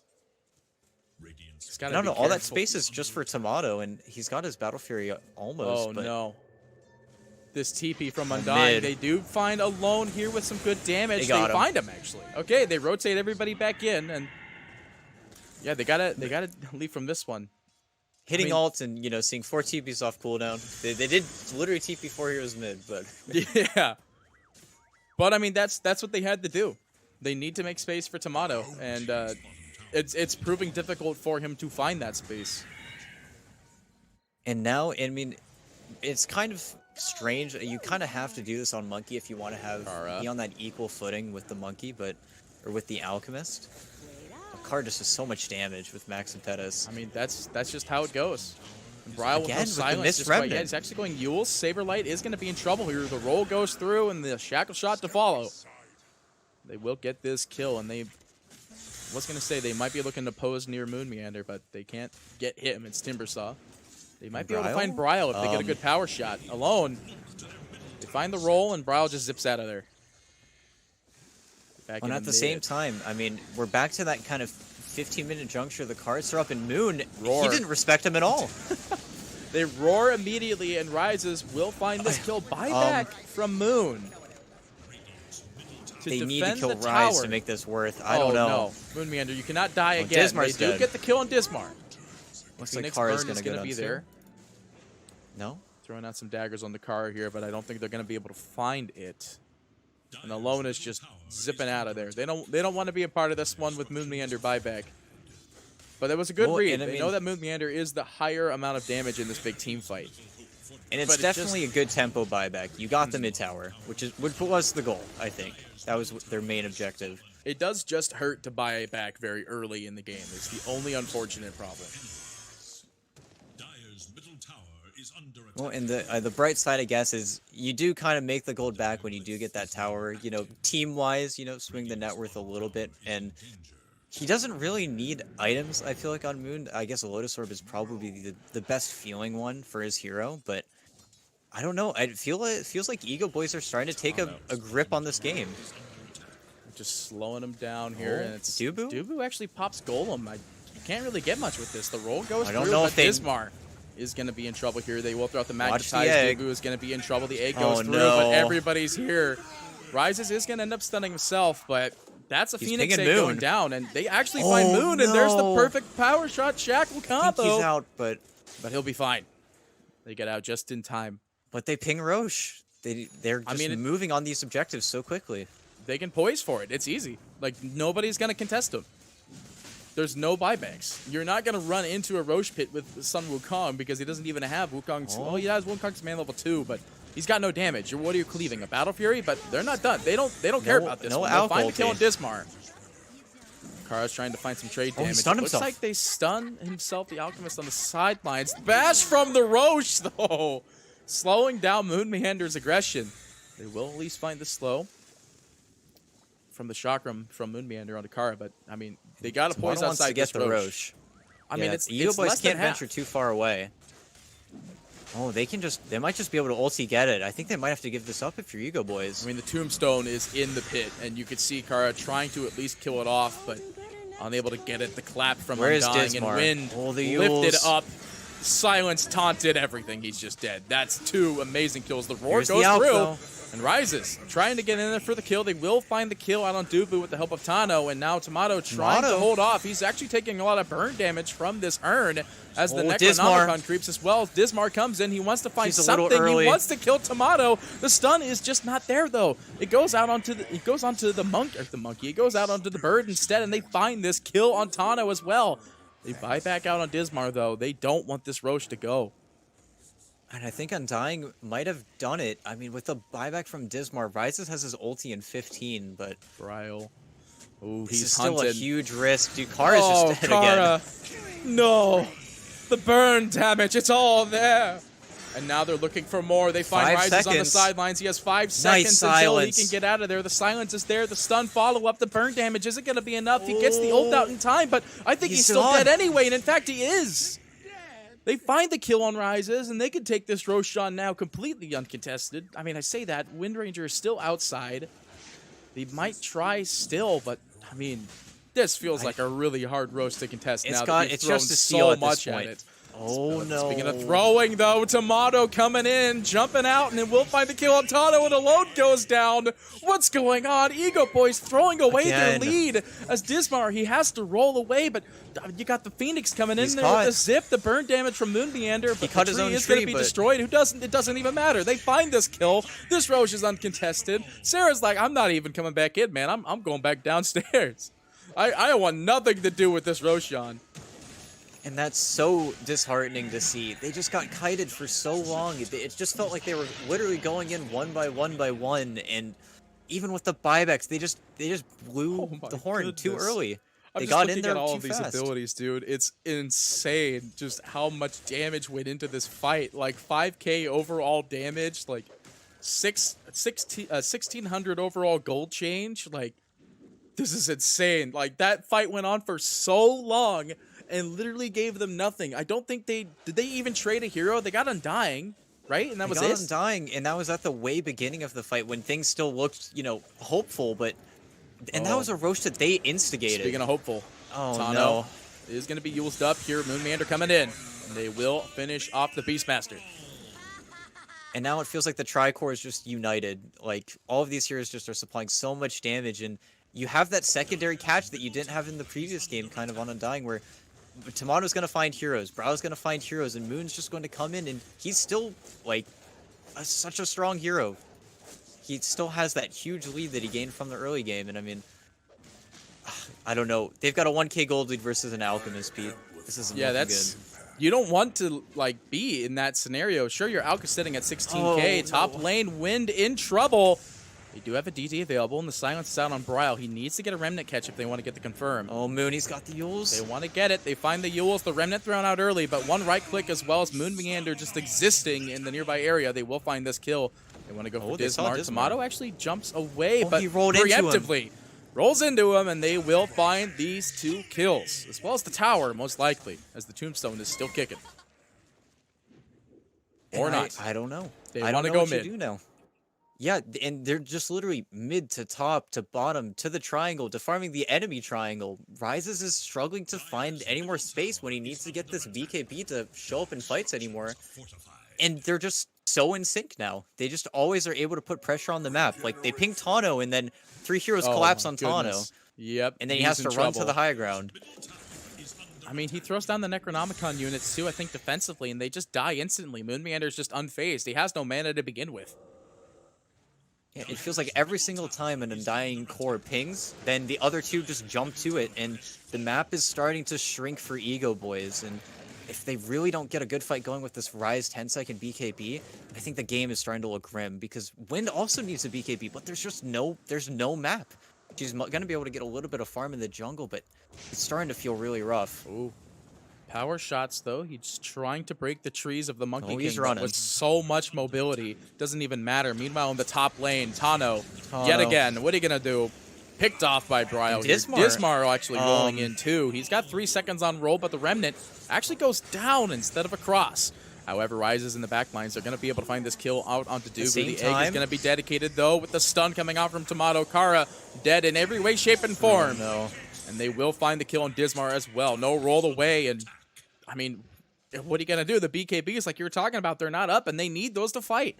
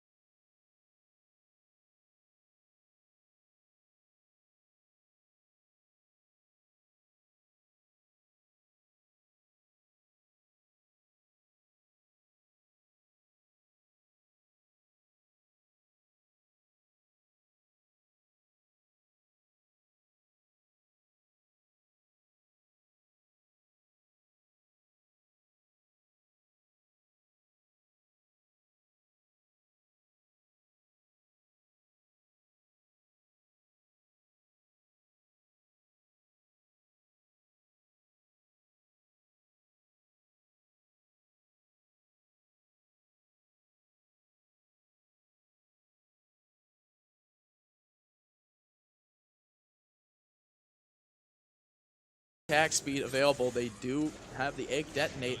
Pipe's going to be used. Wind comes back. But I don't think Alone is going to be able to do this alone. Speaking of which, she's not the hero, and she's gone. And I think that's just it. I don't think there's a comeback point. You have a buyback available out onto your Alchemist. Actually, if they get this kill on Bryle, that'd be great. Magnetize goes through, huge damage out onto Bryle. He's got no stones. No stones available. And they find this kill on Bryle. They do pick off Bryle in the backline. Kara does end up getting it. but likely at the trade of Kara here, as Moonmeander is hell-bent to He's find got a him. Yule Scepter. Yeah, he was just baiting out the timer on that one. Kara's sitting at full HP, however. Body blocks are there. Meanwhile, in the mid, it looks like it's just a tower fight here as Kara will finally fall. And even without Aegis, even without a lot of the tools that they had before, I mean, there's just no way for them to fight alone. Still working on the BKB, there's just no gold. Like, the team with Alchemist just has no gold. I mean, they still have a little bit of fight. They still have Alchemist. They can still kill somebody with Basher, but... Oh. They got the Shackle with the Saberlight. combo, and it looks like they do push out the bird for the time being, but with no egg available, not able to get that defensive run away.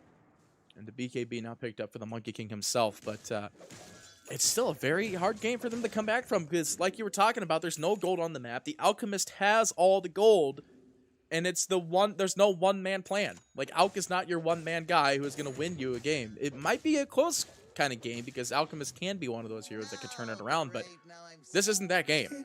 Tomato does a lot of damage right now. He only has a Battle Fury and BKB with the Sanjin Yash right now. He does insane damage. I guess the Imp Claw might be helpful too, but it's just all of Undying's cores are farmed. And they just haven't been able to start a fight on their own terms. Like, any situation where Tomato's able to get a Wukong's command on top of the Alchemist, that's just a disaster of a fight. And this all goes kind of back to that. This was like the junction point right here, where they got the Shackle underneath them onto the Monkey King, and he was in a tree, but Tano just wasn't ready to cut it, and it just, everybody died after that. I watched Kara hit a tombstone for like 2 minutes. It's starting to just become that kind of typical monkey game where now you're the Ultra Core. You're going to probably wait for next Roche if you really want to be careful, and it's going to be really hard for EGOBOYS to get a good fight in the remainder of the game. Oh, Roche. It's fresh early spawns timer. right in front of Tomato. Oh no. Yeah, we'll trade our bot tower for a free Roshan. Ooh, the small robe as well. And they smoke up. They know exactly. They don't have Divine on Alk yet, though. I mean, they might just give it up to get a Divine on Alk. And that's your Hail Mary right there.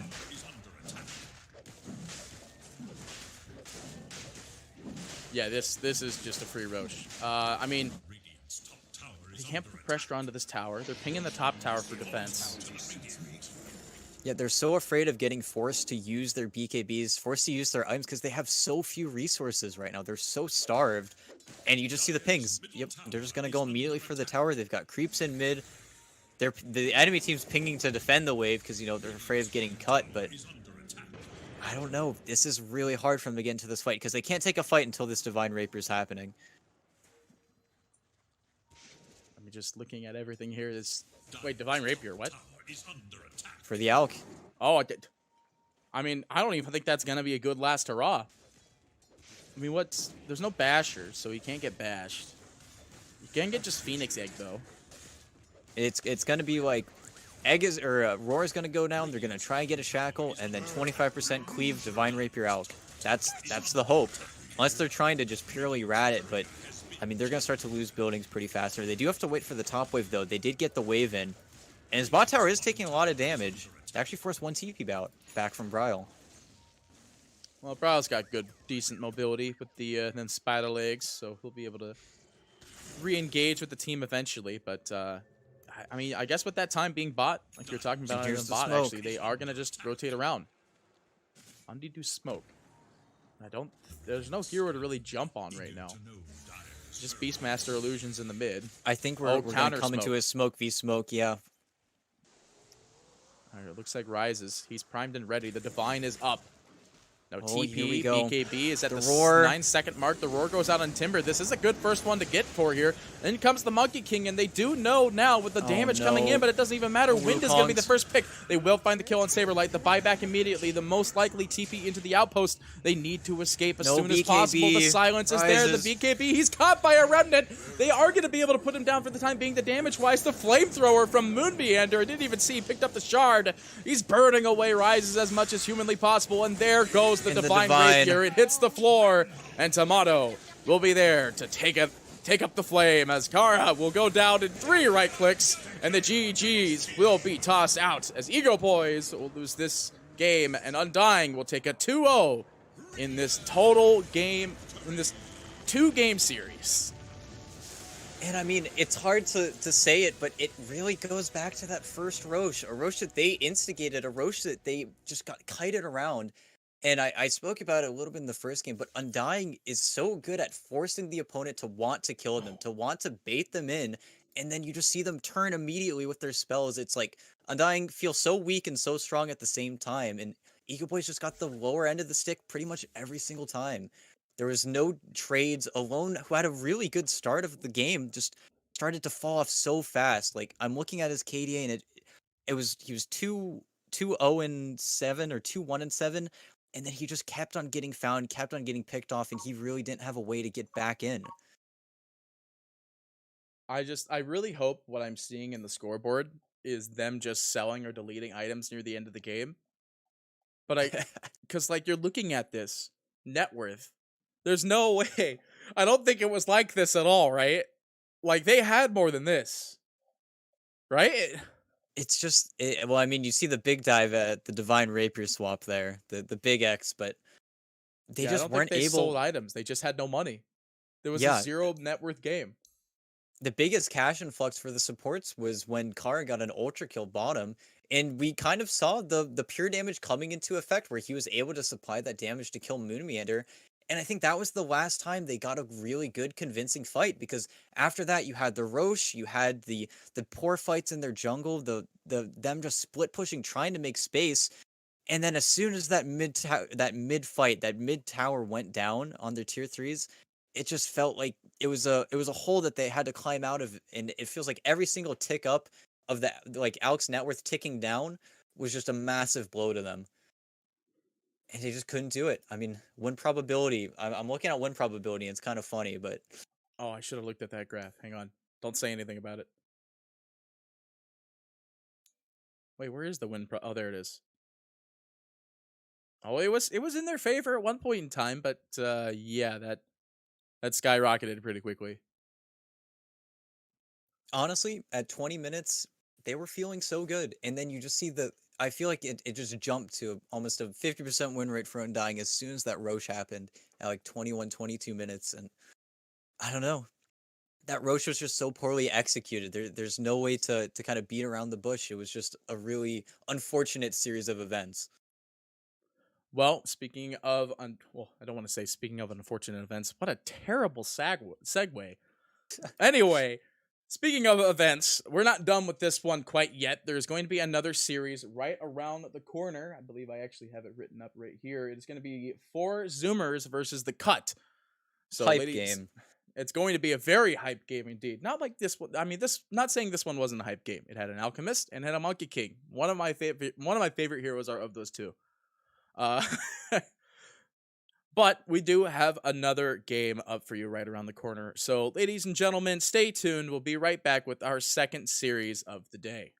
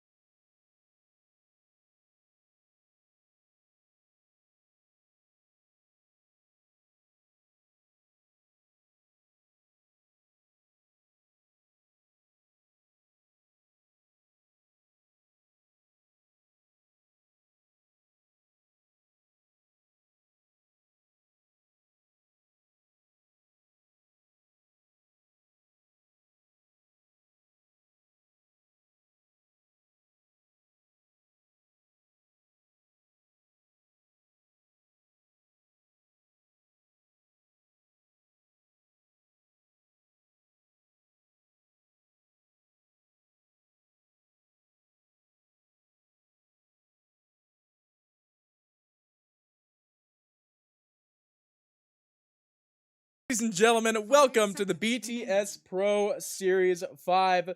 I'm your play-by-play caster, Party PD, and with me today is going to be ET Dota. ET, how we doing? I didn't realize, but this is actually 4ZOOMERS' debut game in the BTS Pro Series 5. So I'm quite excited to see what they've got in store for us. And the cut have already surprised me. We've got some SMD IO on the plate already. No little Nico Void Spirit slammed down for us, but we might see that in the last pick here. Yeah, it's still available. It's not first phase banned. We're seeing the And Razor. We're seeing, actually, I saw a lot of Razor being picked up recently, and I'm actually happy that he's kind of found his way back into the meta, because he's good against a lot of these right-click core heroes that people like to run nowadays. It's good against the Monkey King. It's good against the reserve Juggernaut pick. It's moderately good against Morphling, because, I mean, Morphling is more for a shotgun. You know, people like to run the shotgun build still. I mean, it's alright versus TB. It's not good versus PL. Obviously, it's still... PL still overwhelms, but there's another shaker. It's so long since I've seen a TB. I miss that hero. What are you talking? I saw TB 3 days ago. Really? Yeah, well, not in NA Dota. I guess that's true.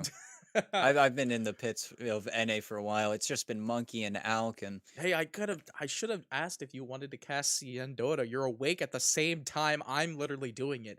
Next time. We'll do it next time. Next time, but... But we're here for NA today. We're seeing the cut versus 4ZOOMERS. We've already got that IO pickup like you were talking about. And then... what's it called? Rubik pick? Alright. I was going to mention the Death Prophet, which is a hero that the cut have valued quite a lot, actually, in pretty much every single draft up until this point. But with Zoomers taking out Enchantress, I guess they're going for the IO Rubik instead. 10 seconds remaining. I feel like Rubik just getting this double quote-unquote support pickup at the very beginning is just like a really safe way to kind of open it. IO still gets kind of not really... It's not really IO gets countered by kind of just existing as a first phase pick. But you know that you can't run this as like... You can't pick really good IO aggressive base heroes if you first phase an IO. 5 seconds. Because the Alk's already banned. I've seen IO Alk. It's actually really good. I've seen... Well, we've all seen IO Sven, but that was last patch, last meta, last Hellstorm and a half. Literally, Stormbolt. Well, and versus Penta Ace, the cut did run the IO safe lane, and that's what I'm kind of leaning in towards. But I wonder if 4ZOOMERS are going to make that call and then start banning accordingly, because heroes like Abaddon 5, they're banning out a lot of the strong 5s that could pair with it. And I think that's the call that they might make, but they can definitely still flex it to be, I guess it would have to be as a 5, because Rubik is definitely slotted in as that 4. But we need some more heroes on the cut, I think, to really see the picture that they're trying to paint. 10 seconds remaining. Because they're leaving themselves quite open, I think, with the way that they're drafting. 5 seconds remaining. I'm just gonna take a quick side dive here. I already talked about it right before we started. I love the cut's flag. The flag from the cut is just so good that every time I look at it, I'm just like, God, I really wish I could have a spray of just that. It's like he's just peeking in on you. You know, he's seeing how you doing. Good. How you doing, son? Are you winning? That's what I think is this flag. The dad peeking around the door, yeah. Yeah. And they're using a lot of their reserve time, actually, to kind of figure out what 4ZOOMERS are up to. I'm interested what they're thinking about, because, I mean, that's pretty much everything. They're at 25 seconds now. Dire team ban. PA. I've seen a bit of PA, actually, in the NA region. A lot of people are picking it up as that weirdly strong reserve pick, because it's... I mean, I say weirdly strong. We all know why PA is strong. There was a whole meta based around it, and it's still kind of like that now. But I like this PA ban. It could get rid of the possibility of them picking a hero that could be susceptible to jumps, because PA is one of those heroes that likes to take advantage of heroes that don't have that sort of disengage. 10 seconds remaining. That, and it is kind of the natural, I think, jug counter, and that's a hero that we haven't seen any pressure put on. And do they just slam it? Okay, Timber instead. I mean, we saw how Still, effective Timber was last game. However, the Timber saw last game was a final second phase pick and was practically no, it was a last phase pick and was practically uncontested. they really need to focus on getting him 10 seconds as good a remaining. lane as the previous Timbersaw did, because they really did give him 5 just seconds an absolute remaining. free time versus Tano. And there was nothing he could do. It was Beastmaster versus Timbersaw on a 1v1. No supports rotated. We saw a lone rotate on the win once, but if Radiant Timbersaw gets a team free lane, it feels like it's just over. Oh. All right. I've been seeing this combo recently as well. People are going back to the Dark Willow Mars, and Mars isn't banned. It's relatively good against the Timber, and it's good against the IO, because IO, 10 seconds if he gets remaining. caught inside the arena, I don't think IO is one of the few exceptions that could 5 get out of the seconds arena, remaining. right? I'm not sure how it works, because I think if he gets bounced, it might break his ulti, but he can also I don't know. It's one of those strange exceptions. Mars ult has a few of them that are a little bit confusing. I think he cannot tether out though, if that's what you're Yeah, talking about. that's what I was more alluding to. Yeah, I didn't think you could Dire tether out team because pick. technically he's not airborne. Yeah, he's still ground level. Height in Dota is one of the most complex mechanics, I think. But they go with the Abaddon, one of the best heroes to pair with it. Walking in, I think that this is going to be a Scourge McDuck IO, something that they've been 10 practicing quite a lot seconds recently. remaining. I'm And I mean, excited do you to see just it. pick the Mars? I mean, I 5 think with seconds the remaining. Abaddon being picked up here, it feels like the Mars might be not much of a weaker Dire decision, team but it's back. still such a good hero. But it looks like they're gonna play it safe. They want to get their versus Timbersaw versus Abaddon hero, and Ursa's going to be that response. Just continual damage into the Timbersaw. Usually, this is where you would see the Monkey King actually, because Monkey King versus Timbersaw is one of the other very classic 10 combinations because seconds of remaining. the extra Radiant damage. team But back. Ursa's actual extra damage from Fury Swipes is more Monkey's reliable. Yeah, Monkey banned out in the first phase as well, and I didn't consider it, but I guess Dire Brax could team be back. just playing the Razor. This might be maybe this is something 4ZOOMERS have practiced, where this is the kind of ideal counter versus the IO in lane. Maybe that's what they're kind of leaning forward, because I didn't think it would be a non 1-2 Razor, but with the Ursa pick, I can't imagine that Gunner's going to be 10 on the Razor, seconds but remaining. kind of have to wait and see the matchups, I suppose. 5 seconds remaining. I mean, this is the cut just don't have time to really like consider any more of a flexibility sort of draft here Radiant outside team of back. that Scrooge McDuck IO like you're talking about. I want to see it. I really do. But it feels like I'm just looking at 4ZOOMERS damage and they have damage.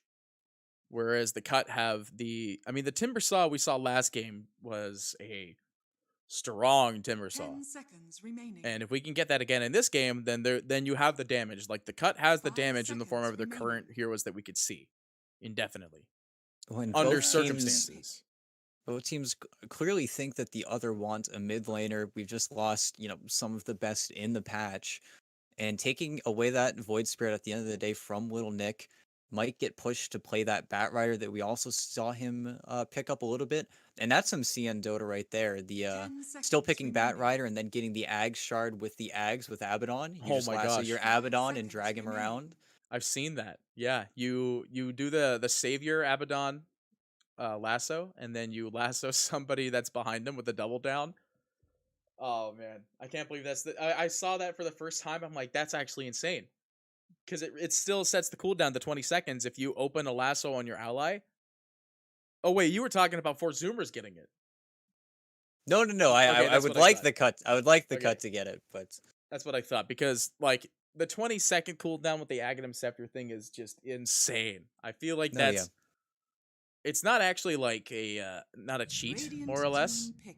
but man, it feels like that. You see Invoker though. And Gunner Invoker, I mean, it's very good versus Abaddon, very good versus Timbersaw, especially the Quas Wex. It's just on the list of heroes where if you take away their mana, they really struggle to accomplish their goal, 10 especially when they're seconds running at your remaining. towers. So, a fantastic tool, I think, for them to use in this game. Seconds remaining.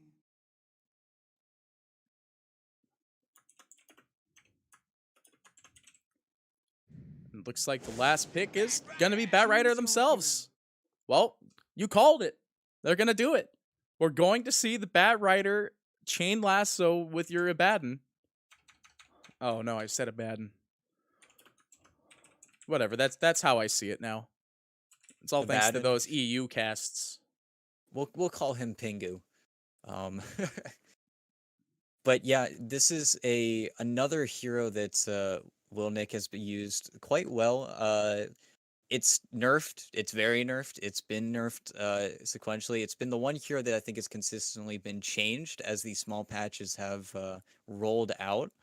But it is quite a hard matchup, I think, for Gunnar in some of these cases. But I don't know. It's one of those mid matchups where if you get a little too ahead of yourselves, you really can die as the Bat Rider. Like Gunnar gets one good cold snap off, you just die underneath his tower, you die trying to get a rune. And Gunnar doesn't care about runes, but he's really good at taking it out of Little Nick's hands, depending on which playstyle he decides to go, if he's going to have Forge Spirits running around, or if he's going to have something else. But I feel like the Quas Lex is quite guaranteed, because there's not really too much setup in the side lanes to get him those easy Sunstrikes. Well, I mean, eventually everybody will. I don't say everybody will build a Yules, but that is probably the only real setup you have. I just feel like I would have liked that Mars better. Because Mars is that setup hero. I actually love talking about setup heroes though, because it's just most people think that Mirana is your setup hero. Prepare for battle. You can't. She needs some help though. Yeah, it's just Mirana needs help for everything to latch in order for that one to be the play there. You can run. But I mean, it looks like it is gonna be this. Oh my gosh! Well, it actually and is gonna after be watching Safe 2 Lane games in a row, yeah, it is going to be this IO. Safe Lane IO. This is gonna be such a good game to watch. I've never seen. I don't want to say I've never seen it. I've seen people do Safe Lane IO before, but I haven't seen a spectacle of amazement in a long time. And we'll see what he decides to get, but it all goes back to the Quinn Callahan. He's the one I think that really started getting it popular in NA again. I've seen 3 people try to find this mid ward on 4ZOOMERS. That's funny. Did they end up getting it? No, Nope. it's not up it's here not on the even hill. there. It's not even in It's mid. not even there. Yep. But I do wonder if if this is the hero, if Razor is the almost natural counter that they've researched to play versus the IO, because that was their solution to it. That was their 8th pick in the draft. So I'm really expecting a lot out of Brax, I think, in this game. But standard lanes, they're sending wait, is it? Yeah, Timber versus Ursa is the only sore spot, I guess, but shouldn't be too bad. You can always pull, you can always cut the wave. But looks like with the items that A&A has, or Vol, that they're going to be laning. They're going to try and get some levels. They already get Timber Chain skilled up as well. So it looks like they're swapping out. Sammy's going to run to the bot lane now. Oh, you're right. And you just saw the Dark Willow TP to the top, the walk back from the Razor. Yeah, that's... And this is what they wanted on 4ZOOMERS, I think, because there's no really good lane for Tingle King to go in. I mean, you're either laning versus a Razor or an Ursa. Wait, When they scout him out, so I guess they thought it was a double swap, I guess. But now Sammy is TPing top. Weird. All right. I guess they want to keep this anyway. I mean, it was like you're talking about, though. It's not a terrible situation for them. They could kind of just walk into the jungle at any point in time. Ursa, one of those few heroes that has an early jungle potential, while Timber saw the same sort of story. But, I mean, Timber's just going to stay in the lane the whole entire time. Husky's not really going to be able to output that much damage, and Sammy very early is going to have to rely on any follow-ups from Husky in order to get any kills in the lane. But it's safe to say that this is not the easiest lane for Husky, as he's just getting laid into spell after spell. One right-click left would have done the trick. And that's why we don't usually see it. I mean, usually we see this Dark Willow in that 4 position, because she does have that good animation. She is quite annoying when she gets a little bit of levels and farm, but I don't know, I feel like maybe with this 5 that Tingle King will be able to get a little bit more out of the lane than he otherwise would be getting. But they picked it for a very good reason. It's very good versus the IO. If they ever use the relocate, that's going to come into play later on in this game. Wait, if they ever use the relocate, do core IOs not spec it? No. They do spec it, but Okay, if good. they ever try to go in, the fear, the brambles, it's something that's Right. quite annoying, you know. Do core IOs go for the new Ag Shard? I have not seen it. I don't Ending think tether so. stuns enemies. Touching it. Oh, it's the old tether. Yeah, it's the old top. tether. Sammy's in a bit of trouble here. Looks like they're at least trying to Oh. find a trade with Vol here, but actually Tingle King isn't able to really dive. Like, he can't really just fight Sammy under the tower very early like this. So it's Yeah, and without the Yeah. boots up on Rubik, Oh, mid. they with the Cursed Crown skill build, they were just able to get I think 2 or 3 stacks on him and then commit for the kill. At the same time, Brax is just having a free time bottom, so this is quite good for the Zoomers so far. yeah, we haven't really talked about him. He's like an IO is, I don't want to say an IO is relatively hard to counter damage-wise in the lane, but it's just IO doesn't really pressure. I mean, I say that though, he's not actually high. He's 7-2 to the 15-1 of the IO. But that might also be with maybe some side camp pulls, because you could see that there is a small camp that is dead. Yes, and that is the thing with safe lane IO. It's almost in the same line of thinking as like Alchemist, where it's not a cheese hero per se, but it's definitely among the lines where you get these super strong item timings. You try to get them as fast as you can, and it makes or break your game basically. If they have too rough of a game, then you can just lose with the IO, or you win and it feels really great. You know, you get your 16-minute Ags Dominator, and then you just walk down mid lane, and there's nothing they can do about it. You But remember, this 1v1 is pretty quiet. you remember at the start of the patch, the brand new patch, like the big one, not the baby patch we had recently. The shards, the not initial really the injection of shard them. actually. You remember when you were reading the Mach 2 Helm of the Dominator? Oh yes, Yeah, that item's not even in the game. that item. Speaking of not in the game, though, little Nick getting cold Nick. snapped up here in the top lane. Abaddon is nearby, Dire's middle tower is so under the attack. heal is going to be there. He'll be perfectly fine. Salve on him as well, popping off. Good timing for Pingu. And Pingu kind of is forced into this role because Brax is stuck. Not necessarily Brax is stuck bottom, but he needs to mirror Ocean. Otherwise, Nick is going to suffer in lane. We saw the almost kill him there, but at the same time, now Scourge is going to suffer because Brax is a 1v1 with Razor. He's going to see all your damage. You need to last it with only the spirits. And I think you're going to see Brax completely recover. I mean, he was 7 CS behind now, and now he's completely even with him. He's just going to keep on accelerating, especially with the boots now on him. And this is another one of those heroes where you don't really want it to have free farm. Razor, if he has enough items, he's just got... If he has enough movement speed, even. Like, it's all movement speed for Razor. You see a lot of Razors going for Yules early sometimes. You see him going for the S and Y. Usually just like a passive... I was going to call it a Vambrace. Gunner, hang on, in the mid. 10 top stacks and mid. of that slick. Wow. He I is can't believe going down he let there. it happen. I guess he must have used Tornado for a ranged last hit or something, and Nick it was just an unfortunate timing for him, I suppose, because he just dove immediately onto him. I mean, those are the kind of kills you want as a mid-bat rider, because like we Well, all had Pingu. mid-bat rider for a long time. Bot, yeah, Pingu is going to be in trouble here, but Scrooge McDuck just coming in there. The overpowered ability of Tether and the healing combination of Pingu's existence. And that's the thing they need to be careful of, is Pingu has spent so much time mirroring the Earth Spirit while he was roaming that he's kind of fallen behind in the levels, but that's why the IO Abaddon is such a strong lane. He's always able to kind of get even more efficiency out of it. Well, he's trying to save the DD for Nick. Nick does get EMP'd, but he is going to be purged off of the cold snap. Perfect. So he's got no mana, but he'll be perfectly fine. Like you said, he's got that bottled DD, so at any point in time, if he wants to re-engage, he can. Radiant's bottom The tower only is under downside with this draft, obviously, is that, like, Pingu isn't an aggressive Oh, roamer. Speaking of SMD. aggressive, though, well, I was going to say he was going to be in trouble, but gets the tether out just in time. Very fortunate he had a creep wave there. Otherwise, or rather that Ocean was too far away, because that was definitely a dead IO. Dire's Timber. top tower is under attack. Timber might be in trouble here, but does get out in a good spot, so Single King, he'll be fine too. Not much like last game, where last game we had people that were at consistently low health, a consistent time of the game.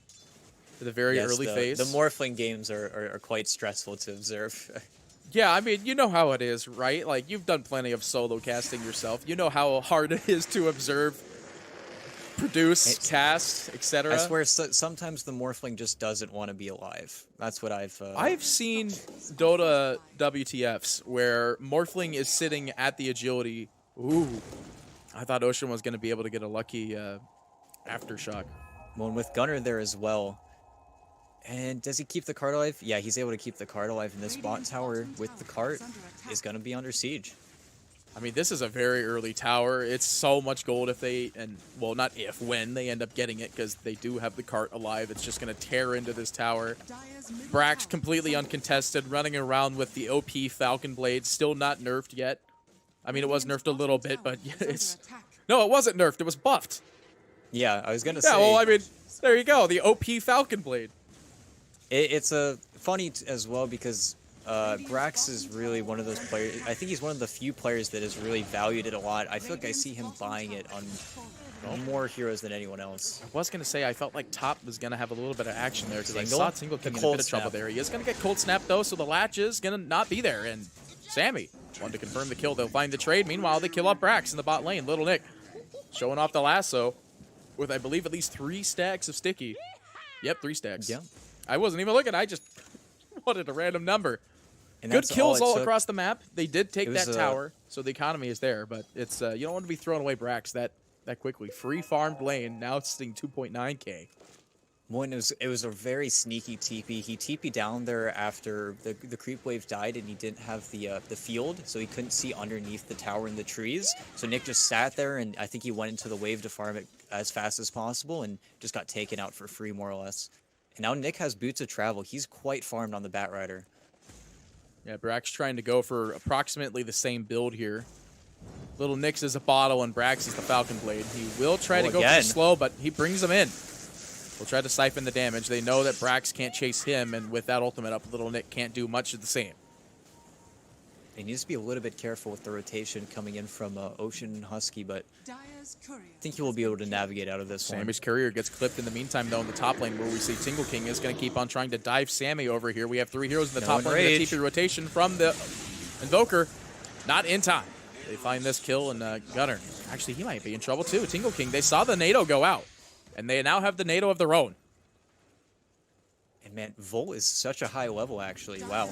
Yeah, this is a level 6 Rubik at 9.5 minutes. This is very reminiscent of a game, I guess, very recently, where a AA actually, no, he had it at 7 minutes. Gunner in trouble. He's getting chased down by Tingle King here. The Soul Ring is going to be there, but he will go invis as he is the Quas Wex build. Meanwhile, in the mid lane, though, they are going to be able to find the kill on the bot lane. They're going to find the kill on Brax, and now the eventual kill onto Husky. They will throw out the cocktail, and they will find this kill. And I mean, it's kind of a testament to Nick, where he's been making so many good rotations and successful rotations that Vol has been able to take over that mid wave to get these levels. And the Cut are playing the map really fantastically. They're finally taking that safe laner's tower. They're going to be able to put a lot of pressure now. And when they want to break into this mid lane is the only question on my mind, because they want to get mid control. They want to be able to bleed into the 4ZOOMERS jungle because they have that Batrider. And with the BKB queued up, I mean, Nick is going at a blazing pace right now. Highest net worth. Yeah, I mean, it's that's the Batrider, but speaking of which, Batrider in trouble here. 4ZOOMERS smoked up. They went for this kill, and this is going to be a very good kill for them to get when and if they get it. Okay, when they get it. And Brax the one to get it as well, so that's a big chunky kill for him, and he's 300 gold away from his travels. Getting that will allow him to contest Nick as adequately as Nick has been able to contest this whole entire map, but he's got a BKB coming up on the line. Oh, top lane. Caster's Curse, man. To compliment the guy, he's dead not 5 seconds later. I mean, that's just how it is, right? Like, it's always Caster Curse. Everybody chalks it down to Caster's Curse. I believe Caster's Curse won a TI because they talked about the DD rune outside the pit, and Juggernaut grabbed it and Omni slashed and killed everybody. And then that was the end of the game. I remember, yeah. Yeah, I like that TI. I was there. Mid, Gunner just getting slammed by everybody here in the mid. When something they haven't been able to accomplish is, I mean, Scourge just had a very free game, and this is that rotation to the mid lane that Tingle King can really show up whenever he wants to, but he's pretty happy just pressuring top, keeping the Ursa there, and they get a little bit of damage on the tower and trying to force these heroes out of their jungle now. So yeah, Zoomers need to be careful here. Ocean might be caught here. He's got 2 stacks of that napalm. He's taking a huge stack right now on Io, though. On Io, what? Oh my goodness, that is a very big stack there. He's very happy to take that one. But back down in bottom, Nick stunned up by Brax down here. Cold snap to follow. The purge is going to be there for Pingu, but the NATO goes through just in time, and the Echo Slam to follow through. Ocean will find this kill out on the Nick, but Tingle King coming in there with the rotations. The TP out is going to be there as Tingle does not have the Yules quite yet. In fact, no, he canceled the TP. They want to go back on the Tingle here. He's in the cold wall. He's in the ice. He's not able to get it. Hey, hey, ice wall, whatever. Cold wall. Yeah, again, perfect aggression onto Nick, and now Brax, I mean, with the kind of counter boots of travel, he's always able to put himself where he needs to be. And I'm surprised that the cut, instead walking back bottom, they didn't put more pressure onto the mid lane. But they want to just keep on farming. SMD's timing is really the only thing that they're waiting for, as well as Little Nick's BKB. If they can hit both of those item timings at the same time, Zoomers are looking for a little bit of trouble. But Sammy... Oh, I didn't even pay attention to that. Sammy just got slammed. That was a DD rune. No lasso even needed. He didn't even rage. He just took it on the chin. I mean, if you see a DD Bat Rider and you know the man has literally been free farming this game, like, what do you do, right? Well, what is the correct response? Die? That's all you got. So, Pingu with the haste. Yep. It's level 7 now as well, so we'll have full Aphotic Shield, which is great. That cooldown is very long, actually, at level 1. It's 12 seconds. And then, yeah, that's it. I mean, this is kind of just a slow game. I say slow. It's 8-4 at 14 minutes, so there's been about a kill every minute. And there's another kill about to happen in this top lane. The Brambles do go out. There we go. King will claim it. They will TP in the going shake. to go down, it looks like. Looks like they still chant Totem, so not really much of a great steal there. Meanwhile, Brax does get picked off in the jungle by Little Nick. Now they're going for this kill back onto Vol. Well, I say back onto Vol. They're still going on it. We're back up to Vol where we see him go down, but losing Brax during this whole entire transaction is not exactly ideal.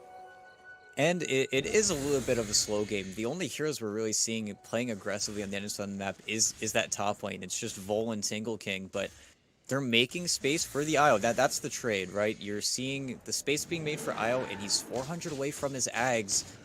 And that's when this game is going to get really scary for 4ZOOMERS, because if they can keep him up, if it's really up to Gunnar at that point to keep the mana down from the Io. If the Io is able to just kind of walk over everyone, run at you, if Gunnar dies, I think the team fights are really going to go south for Zoomers.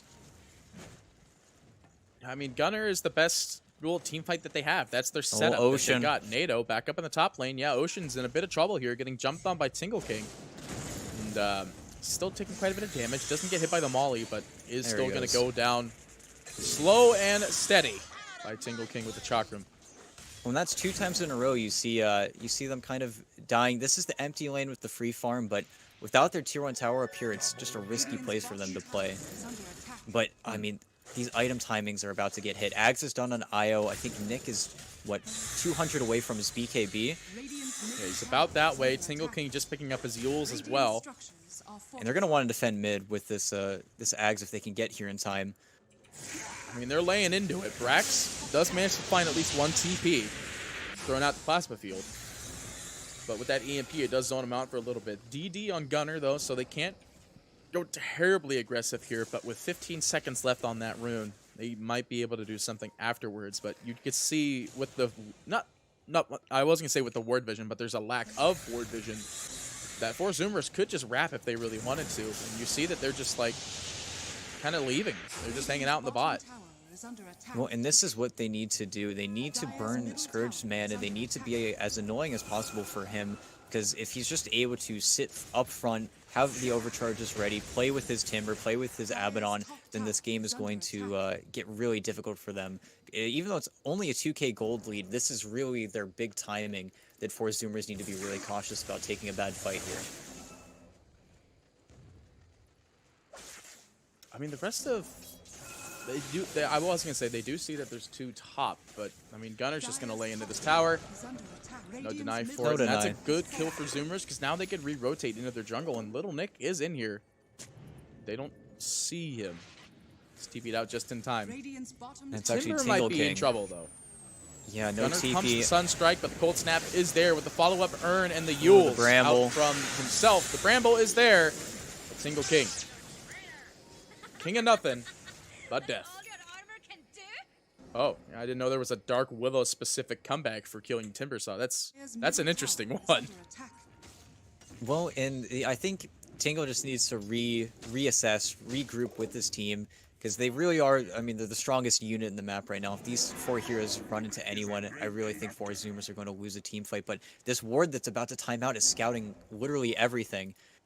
But they might have seen Ocean's Blink Dagger. I'm not sure. It is nighttime, but Zoomers want to get on the aggressive a little bit. I was going to say they might be poising to Roche, but there's no lifesteal on Ursa. In fact, that's not even what Ursas do anymore. So those good old days where you would just buy a lifesteal item of some sort and walk into the Tingle. Roche pit. Tingle. The Timber. He is going to be in trouble here. Brax with the available move speed, but the Yules is there. And the rest of the TPs But with Nick, the IO relocating the jungle. Nick finding a jump on this Invoker on the sidelines. Gunner's going to be in trouble here. He will go down. They do steal Chant Totem, but doesn't even matter. They get Little Nick as well. They get Little Nick. Ocean gets the kill out onto... Ocean dies to Nick out in this transaction. They were just Did a little even bit too last? confident. No. Or they No, they lassoed one. to open, right. They Yeah, lassoed to get Gunner, open. and now they're going to take this mid tower. And that's what you need for the cut. They need to be getting these pickoffs so they can actually end up putting on pressure onto the map, because they're not the quickest tower pushers. And it was just a really good find from Nick. I don't think they really expected him. Brax is actually in a lot of trouble as well now. Yeah, he's almost Looks like got he'll caught walk out it there off, by Nick. but No lasso oh, and he's available. TPing back in. Oh, Ocean gets lifted up immediately, not brought into anything quite Oh, yet. They Vol. know the Blink Dagger exists. This looks like I was going to say it looks like there was a good echo to do there, but they have to let it go. Vol is just slowly losing damage. And now you see the Cold Snap out on Pingu. He has to pop his ult for borrowed time to try to get that Dispel, but Looks like he's down too. slowly getting picked off here. The damage is available. And no lasso. Cores of the cut don't get punished. They are able to walk out. See if they get caught on the bounty runs. Ocean's pinging him out. Yeah, they're pinging Little Nick. He can just BKB TP, but he definitely doesn't want to do that if at all possible. He gets hit with the Bullwhip here. He is not going to lose all that damage quite yet. Barax really wants to chase him, though. They will purge off one stack of that sticky. And Little Nick, he is BKBing out of that one, like you were talking about. He doesn't want to do it. Doesn't get greedy. But Doesn't get greedy, but good. it hurts to use a BKB just for TPs. It Especially always the does. 10-second. Oh, yeah, that's the real hurt right there. But at the same time, I mean, the cores haven't really slowed down at all. The big issue is that the Ursa, who hasn't been showing up to any of these skirmishes, has just been playing Ursa with the Battle Fury. He's farming up quite quickly. And that's the thing you always need to be afraid of, is you lose a fight when the enemy team has an Ursa, or even you lose track of the Ursa for a little bit, gets a little bit of net worth, and then suddenly he has an Aegis, suddenly has a Basher, suddenly he's killing your Rubik. Zoomers. It's They're slipped up, by Pingu's the in way. trouble. Pingu is going to They get got caught, though. Vol. Looks like they want to go for the Rubik first here, and they had just stabbed the Ursa jumping in. The Echo Slam goes through. They don't Nick steal doesn't have anything BKB. good here. It looks like Ocean might be the one going down here initially as the Timber does Tingle. come in. They find the kill on a Husky as well as Ocean, but Pingu is going to fall as in this transaction. Gunner we picked though, and they will be able to find the 1-1 trade-off there. They want to get this kill on Brax, but Tingle King just he misses. unable to do anything. The man's got no HP and damage. He has to leave, and the only one to survive this fight is the Io. And he had no Dominator unit either. The man's got no boots. You don't build boots on Io. So he's Oh, and Brax actually got greedy, but he will be fine. I mean, he wanted to get that Dominator creep. That's 200 gold.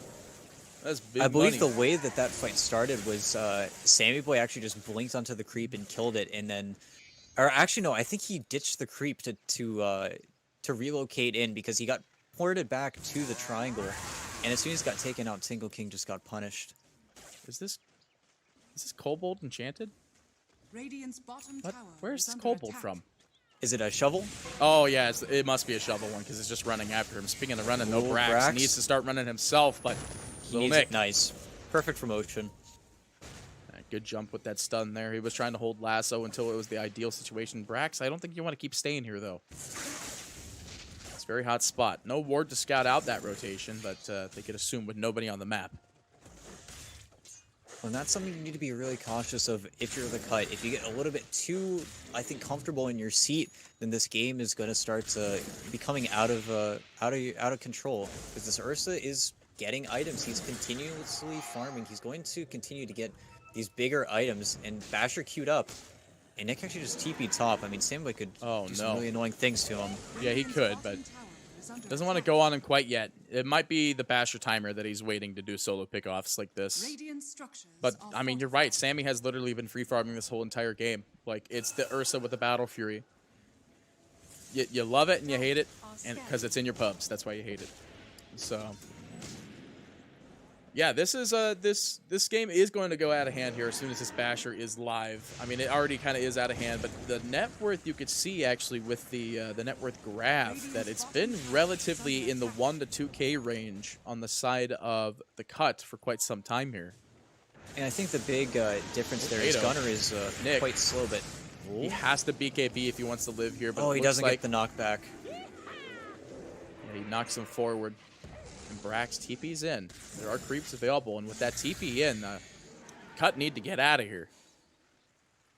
Ursa is here as well. They find the slow onto Pingu. He will purge it off for the time being, but the Bullwhip will slow him down as well. Stealing the damage here. They're not even phased if Pingu goes into his ultimate because that's just more damage to steal. Perfect. Ocean finds the stun, and Pingu will go down. And they might go poke Roche a little bit. I mean, you got 174 stolen. Half a Razor's ult is still going, and Abaddon is one of the better support heroes that can kind of like contest the pit. Unless your Ursa just gets bashed twice IO in a row. is quite annoying though. Yeah, the IO is here. Brax losing a lot of HP to said IO. Oh, the double core. They do block. The Oh, Echo no! Slam actually Roche gets stopped his denied. And they do end up still fighting in this team fight here. Brax trying to get something, but I think they might have just not heard that the Echo Slam is not available. It got clapped by the Roshan. They are going to go still for Single King if they want it, but my bad being thrown out there by Scrooge McDuck and Single King. One stray right click coming out from Gunner. They will find this kill, and I mean, I feel like they're going to keep going in for this Roche. It's uncontested. I think that's kind of the throw almost at this point. The Furious Wipes did get reset, but they got in there a little bit too fast. Nick didn't have BKB on the initial Fissure that broke out that fight, but the Terrorize came through from Husky, and neither core BKB. Scourge McDuck used his 10-second after Sammy Boy took away 80% of his HP and just died for free afterwards, and that's the fight you don't want to give up, especially after you've been holding the lead pretty much this entire game, because now these better late game cores are going to finally take kind of the game back. I mean, it definitely feels like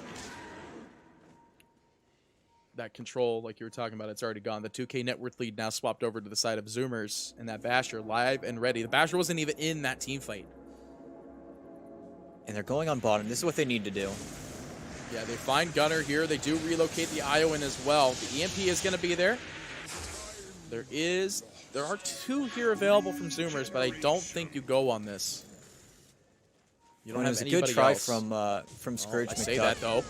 They see him relocate back. Links in. He does have the Basher. The reload out. Just in time. Well, not even out, actually. He's just right over Brax here. needs to be careful. He got telekinesis. Brax, he's in trouble here. You're right. He's taking a lot of damage. He actually just gets slowly pinged down by Tingle King and Husky. Trading stuns. Thanks to that Lotus Orb, and it looks like Timbersaw is going down as well. This is the whole scenario of you probably shouldn't have got in there. But Brax is just playing aggressively, and it's not paying off.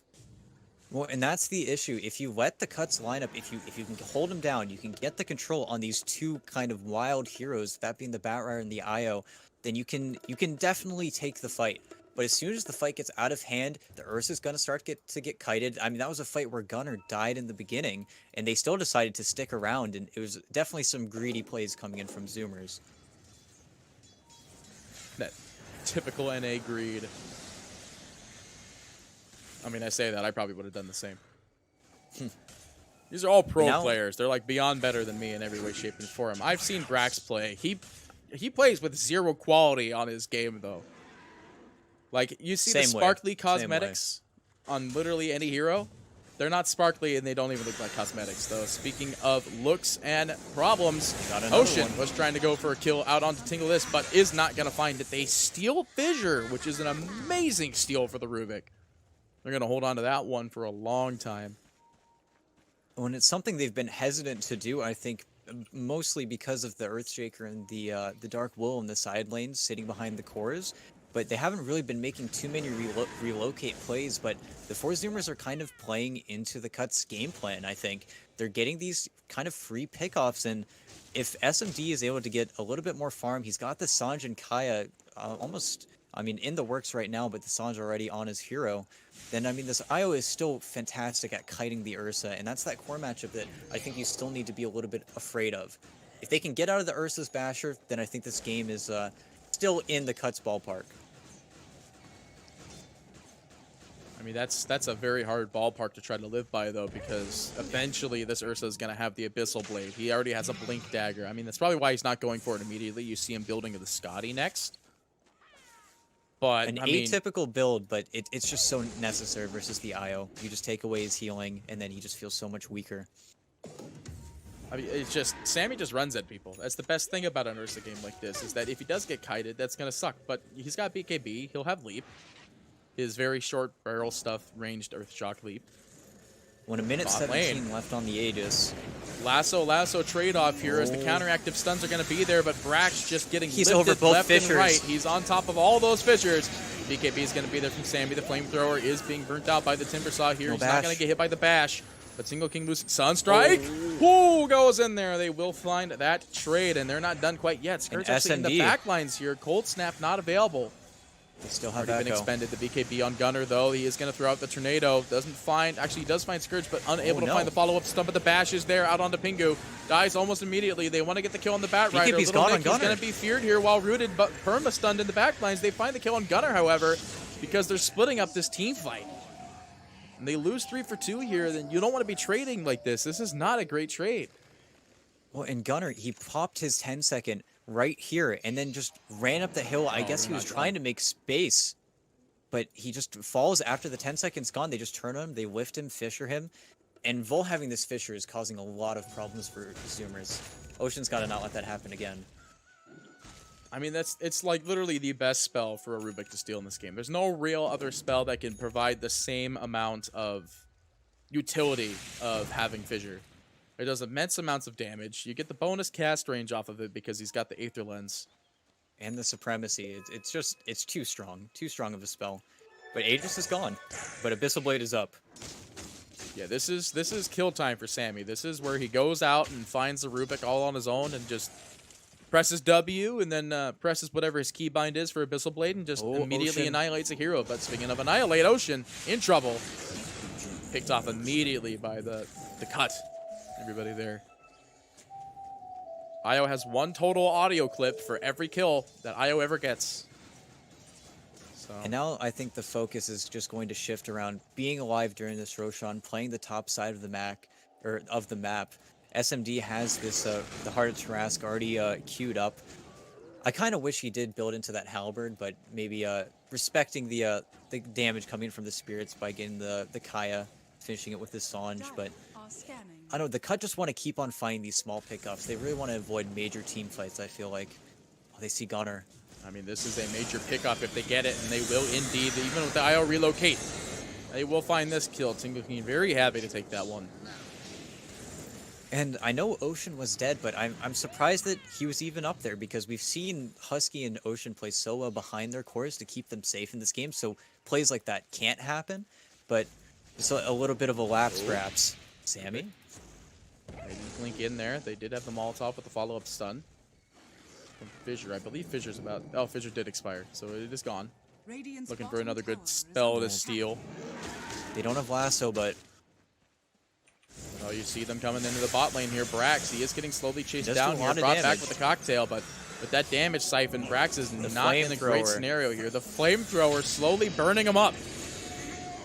They will find the kill. They did manage to see the Shaker with the IO link in, but not able to chase him down. He's got a haste rune. They have to reset from that one, and Zoomers need to stop losing heroes.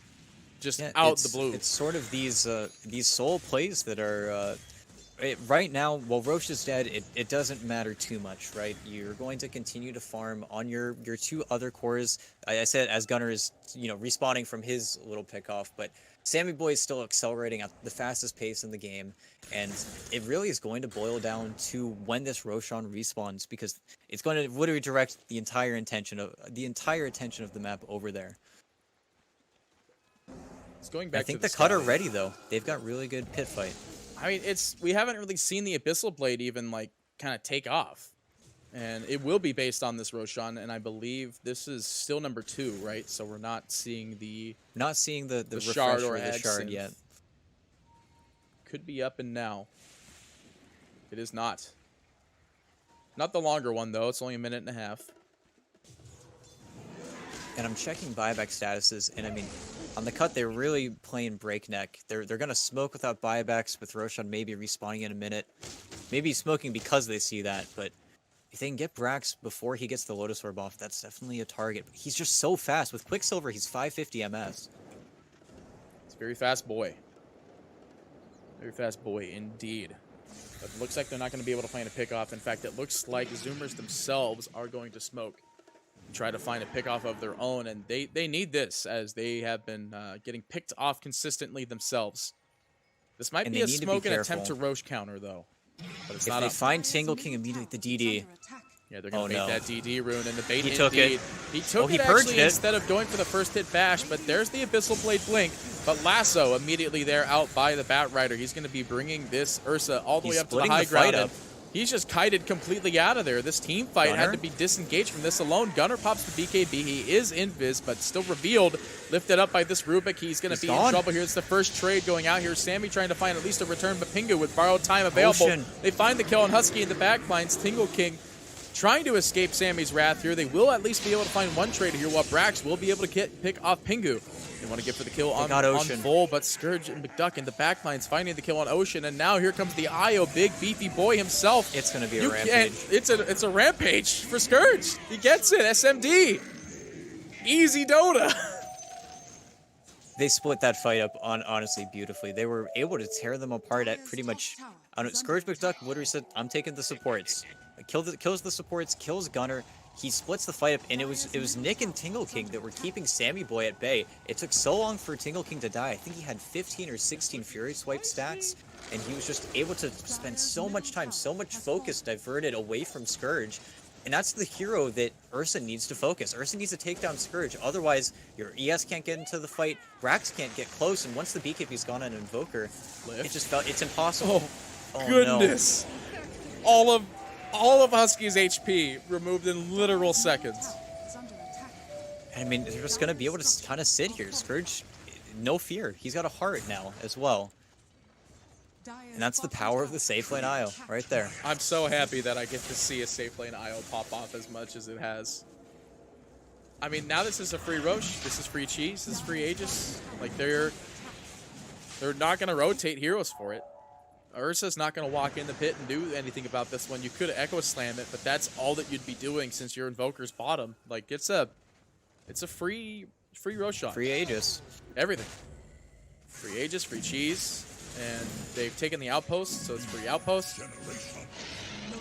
There is a ward, I think, that might have seen Ocean for a split second here. Oh, they're creeps. So they do have creeps in the mid that they do see him floating by, but SMD with the Aegis. It's going to be a scary game. It's 11k net worth lead for the cut, by the way. Right before that team fight, it was not even remotely close to that. It might have been like a 4k. In fact, I could just look at that right now. Let's see. This is the big team fight right here. Radiant Courier killed. Yeah, so right about at that start of the team fight, it was a 2K net worth lead for the cut, and now it's 12K. Well, and that's the big issue, I think, is with the way that the game has gone so far, you're going to continue to run out of targets. Really, the easiest hero for you to just easily pick off and take out is Vol, but Vol's positioning has been really solid in all of these previous engagements. He just has not been found out. He's just able to kind of cause hell in the backline, along with Scourge, who's just been, I mean, you literally cannot get close to him. If you're on top of him, it's great, but now that he's got the Aegis, he can just play with all this confidence. And they found Sammy. Oh, they relocate onto Sammy here. They're gonna find him. This is a huge pick off. They got a BKB for him if they want to use it, but he knows he's just dead here. He's gonna buy as much time as possible, but I mean, he actually has no buyback. So there is no time to buy. He bought out the Ags. Oh, he bought. Oh no. Yeah, he did buy Gunner, Ags, so he bought out. He might be able to find Gunner. Oh no. Reveal is not available, actually. True. Tingle King does not have it. Abaddon in the back lines. Just sentries, though, but they'll be able to take this tower pretty easily, and I think they want to force the buyback, but they probably know that he has no buyback. They saw the Aghanim Scepter, and they know that he's not lead net worth anymore, but he's lead net worth for his team. Well, and you still have this problem where you need to get a really tight angle to really get any of your spells off. And I mean, I was talking about the Evoker, I felt like so long ago, trying to burn mana of these heroes, but these heroes don't really care about that aspect of the game anymore. He got two! Lasso linking, he finds the counter Lasso, but Gunner, he has the BKB immediately. Will be enough is the question. It will be. He'll stun up for the time being, but SMD, he's not phased by this at all. He wants to keep going on him. Shaker on the sidelines, though. The slam is available if they want to do it. But the problem is there's no damage follow-up. Your Ursa is dead for another 30 seconds. Now you have to buy time for that. And all of the heroes on the cut are just so tanky. They just don't care at all. And I mean, they overcharge Pingu. They get the bonus attack speed. They've got the shard on ES, but they will throw out a meatball, so it slows it down for the time being. Pingu is going to get stunned up here, while Scourge does have the cold snap on him, but returning to the whole team is unfazed portion of this Dota game. Sunstrike goes through, lands, does 0 damage. True backdoor, no less, and they're just going to move towards mid. Now they'll force that Pingu out. They know the Roshan, or they know the Roshan. They know the Urza's up. The Roshan's still dead, obviously. The Cheese and Aegis still alive. Oh, and with MKB on Wisp as well, I mean, if anybody gets to right click anybody on the enemy team, he's just going to start laying into them. And Zoomers have to be thinking how they get into these fights, because the game can't go much longer like this. They're going to lose their top outpost. They're going to have a little window if they would like to smoke, but I mean, here we the go. Smoke window is the only window they've got. And see Vol. Sammy is leading this, but you don't really want to be throwing heroes out early now. There is a good jump, though. They get the Rubik kill. Oh, they don't get the Rubik kill, actually. He's able to disengage, but he's going to be force-stabbed back into the fight. Sammy Boy trying to go for the kill on Pingu here, not able to find the bash. Vol is going to end up buying back for this transaction. Pingu will be the first one to fall, while Gunner on the sidelines. No, never mind. This poor Shaker is going to be picked off, while Gunner very low, going to get clicked off here by a cocktail from Little Nick. They do find good trades. There's a bounty rune here. Tingle King does manage to step in just in time. Sammy with no HP, but the BKB just in time. He's actually going to be fine. Tingle King the one being in trouble here. Brax wants the kill, but SMD in the backlines gets this kill on Husky. He wanted to go for more here, but he's got a reload in 3. He's going to get taken back, but he was very close to getting this kill on Sammy. Inches away from death. I mean, buyback forced out from Gunner, and yet again, you're not able to find these Echo Slams. You're not able to get the structure back that you need for 4ZOOMERS to fight. The cut just are so chaotic. Once the fight starts out, Nick is just able to kind of hide, because all of the focus is on this Timber and Io, and just gets a completely free lasso on Gunner. It just feels like it's so easy for the cut to execute a lot of these fights, because they're these big issues that the Zoomers just keep on having to deal with. These big issues in the form of a cube that is destroying your every fiber of being. Exactly. More or less. And I mean, he still has space. He still has another slot. Like, I guess we'll see what it goes to, but oh, he found the leveler. Oh no. The siege item. That's gonna be the big ticket item here. You tether with Abaddon, and you just see. No, he sent it back. What is he taking instead? Maybe the Minotaur horn. Yeah, we'll see. No, he might even take sent both. the leveler to take it back. I see. Okay. I see. Well, anyway, I mean, SMD, top of the net worth here. He's sitting with a 5K gold in the pocket. I mean, I highly doubt we're going to see it, but, you know, if you have so much gold and you want to save for buyback, why not go for the Mach 2 helm with the No. Yeah, Never. no, I'm joking, of course. There's no way that anybody would ever want to build the Mach 2 helm. If Maybe if anything, it he would go gave- for the Ags Consume. Maybe if it gave you, 50 damage, 40 attack speed, and removed your movement speed cap, that would be, then people would buy it. Yeah, 20 all ats and 8 armor and 8 HP regen. Not really great, to be honest. This is like one of the worst items in Dota right now, is Mach 2 helm. And the sample size for it is very bad because nobody buys it. And I mean, the Cut are just able to push. They have all the options. Zoomers don't want to show any of their heroes. If anything, they want them to run into them. But the Cut are being completely disciplined. They have to smoke. Yep, they're gonna try it out, but they're just gonna force this tower. They're gonna just start hitting it. Yeah, I mean, they have to respond, and like you're talking about, Zoomers, they're If they get Vol, Vol's a good start. Vol, but Oh no! Vol blinks away just in time. The only one nearby is going to be Pingu, and he's got plenty He got of utility, Gunner. and the bait is there. They're actually going to put this Invoker up onto the high ground. He can't do anything. No Blink, no Force Staff, no Yules, no nothing. He has Oh, to Nick. TP BKB home. And they want to go for this kill on Sammy. Husky's going to be the first one to fall, while SMD, he's just clicking in.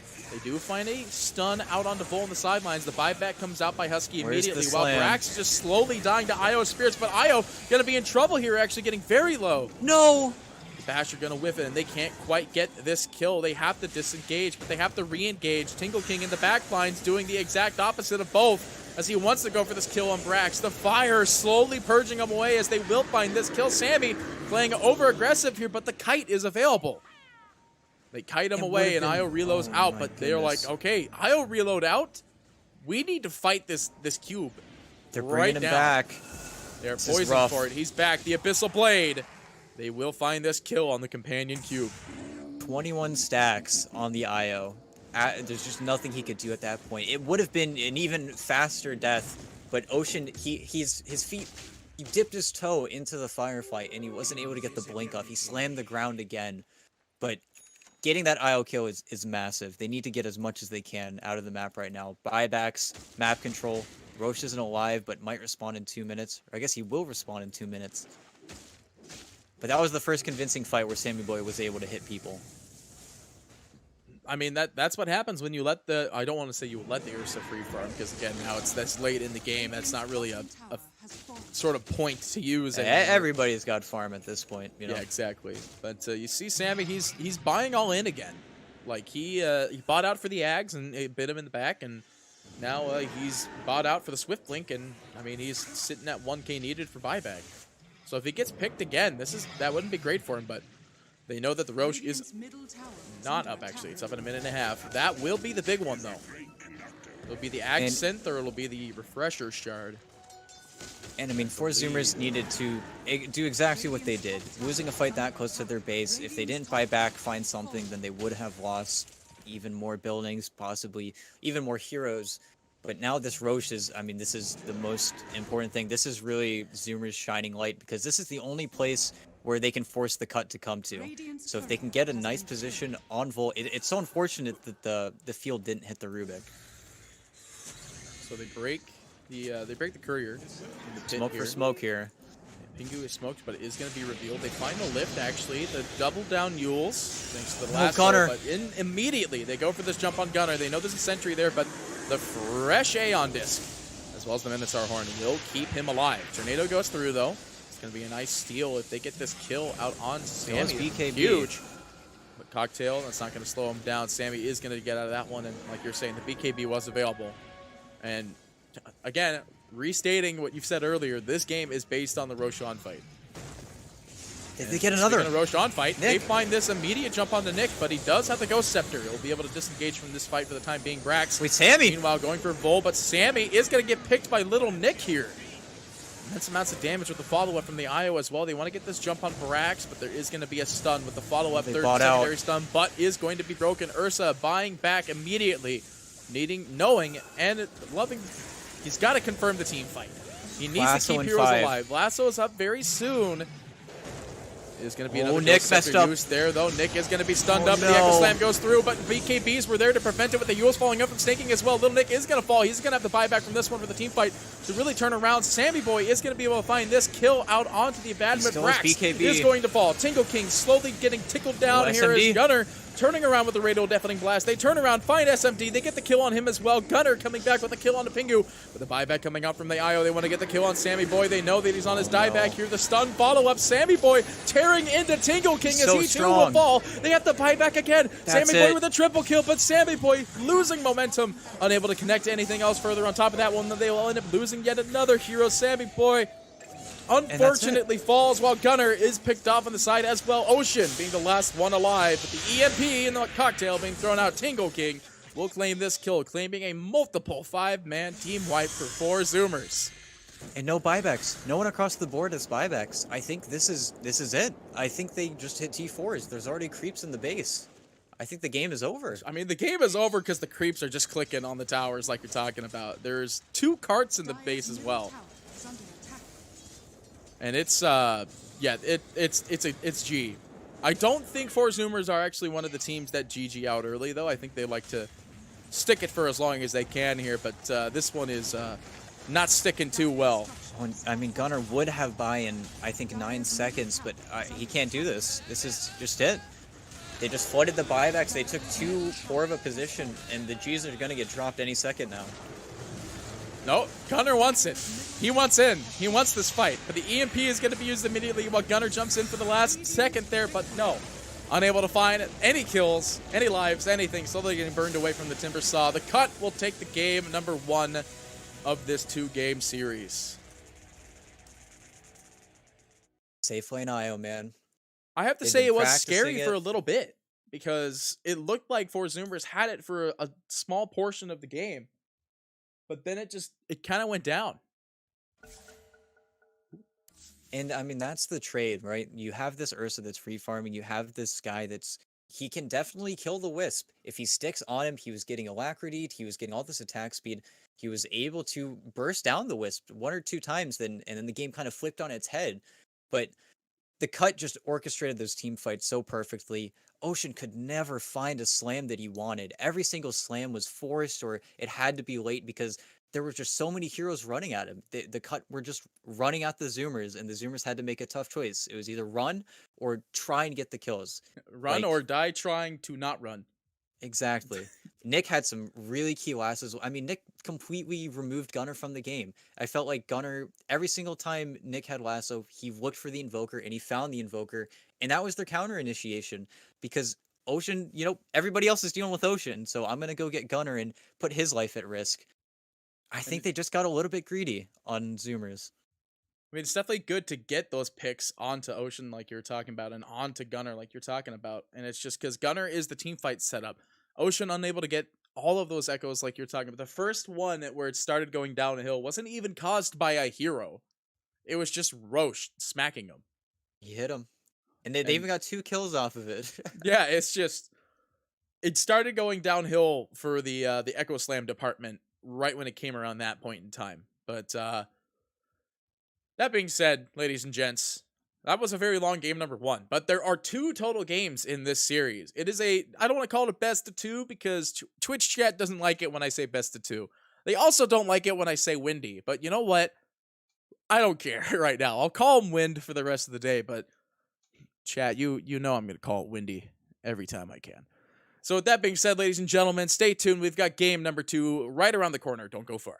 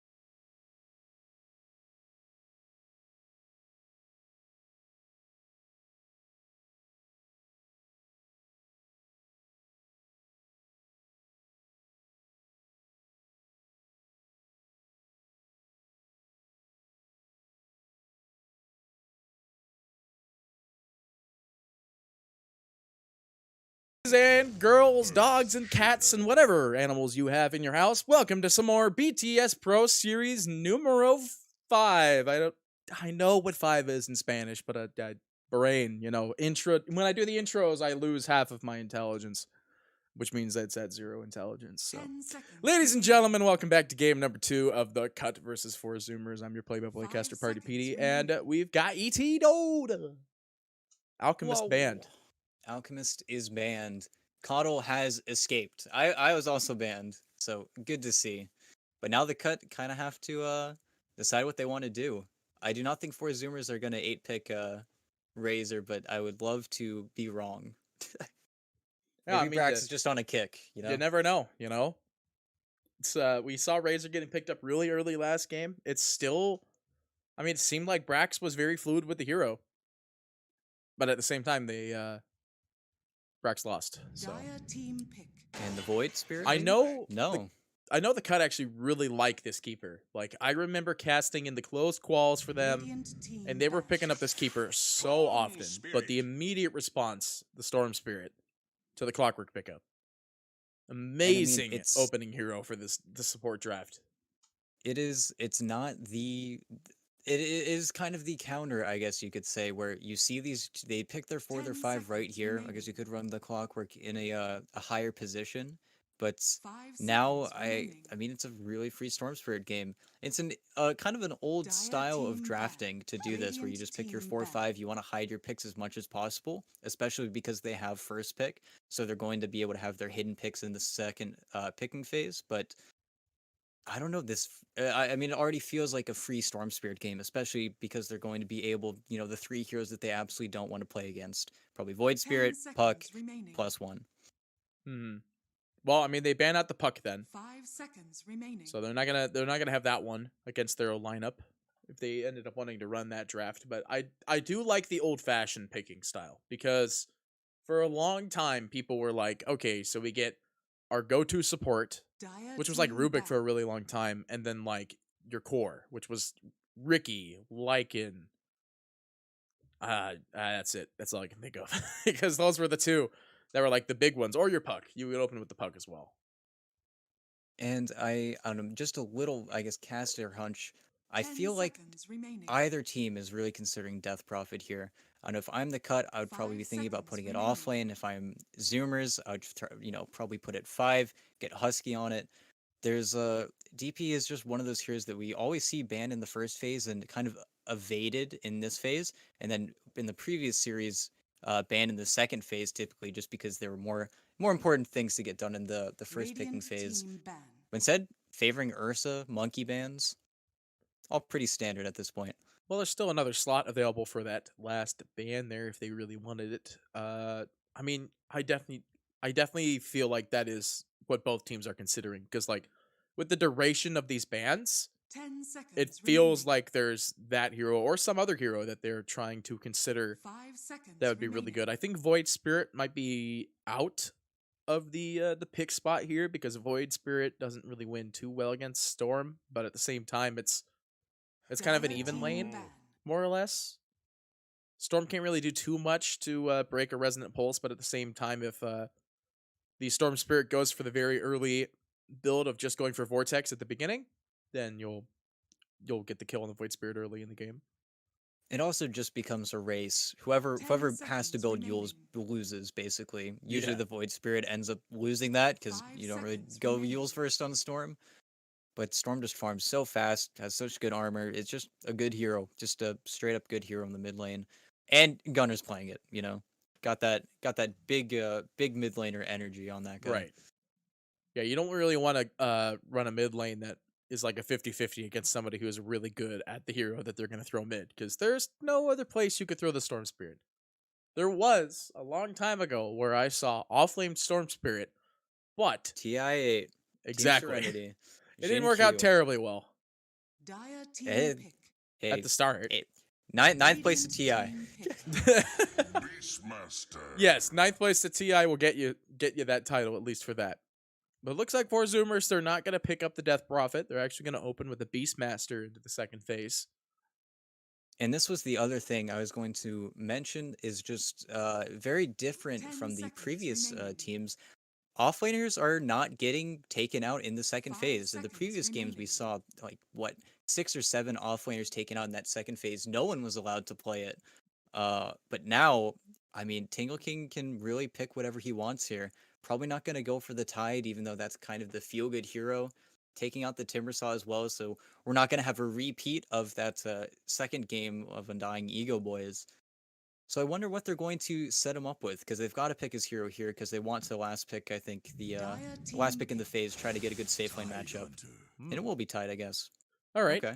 I mean, I like it because it's like you'll have the Earthshaker TP in, and that's going to be like your big, or not TP in, blink in eventually, and that's going to be your big TP fight there. When he just blinks in, drops the echo, and then, yeah, I mean, your immediate response 10 will just be seconds Ravage. remaining. So it's, Well, and similar to Spirits, it's just one of those spells where 5 it's seconds so remaining. massive that it is always difficult for Earthshaker to kind of find those openings. The opening gets smaller and smaller for the Shaker, where he always needs to be careful.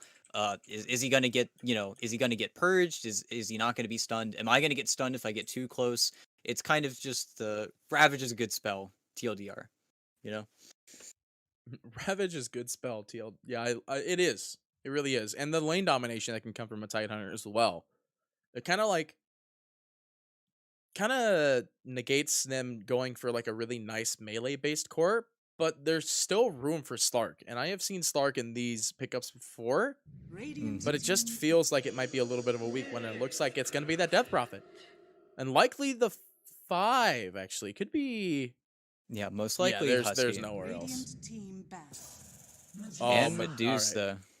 Dire So I have team seen ban. a lot. They insta ban the Slark. I have seen a lot of Medusa coming up in the North American region in the past like weeks, and it's refreshing to see a Medusa, but It's still pretty Medusa's gross. It's still pretty exactly. gross. It's a gross 10 pick, and it's seconds not really remaining. a situational one, but the situation on Medusa's farm is based 5 on the gravity seconds of the game. remaining.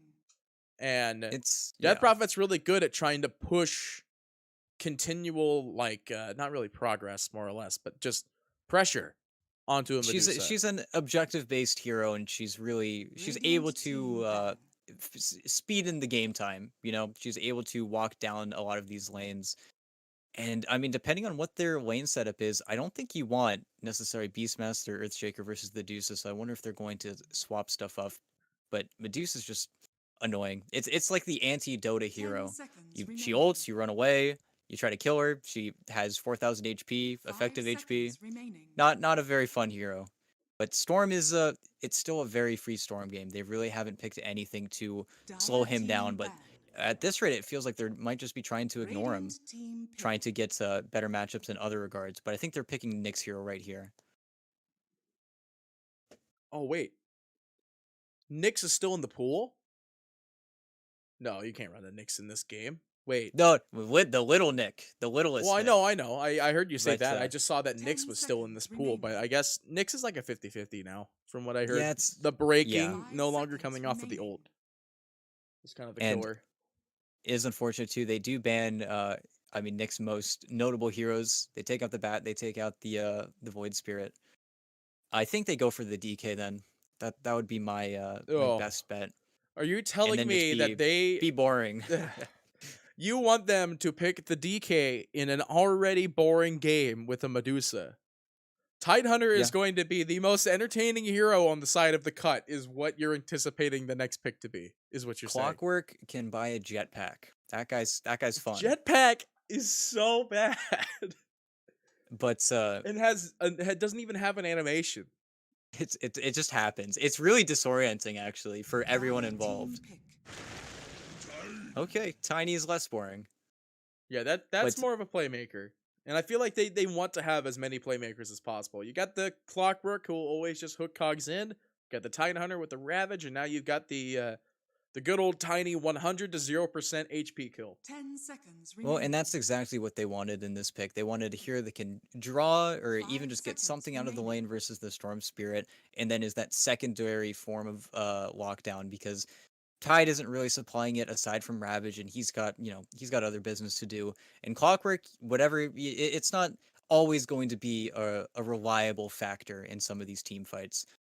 And I mean, I like the tiny pick a lot because it's going to be able to use the flare vision. It's at the end of the day, whenever Beastmaster, Clockwork, Coddle pick, it's always going to be about the vision, what these teams are going to be able to find, whoever starts the fight.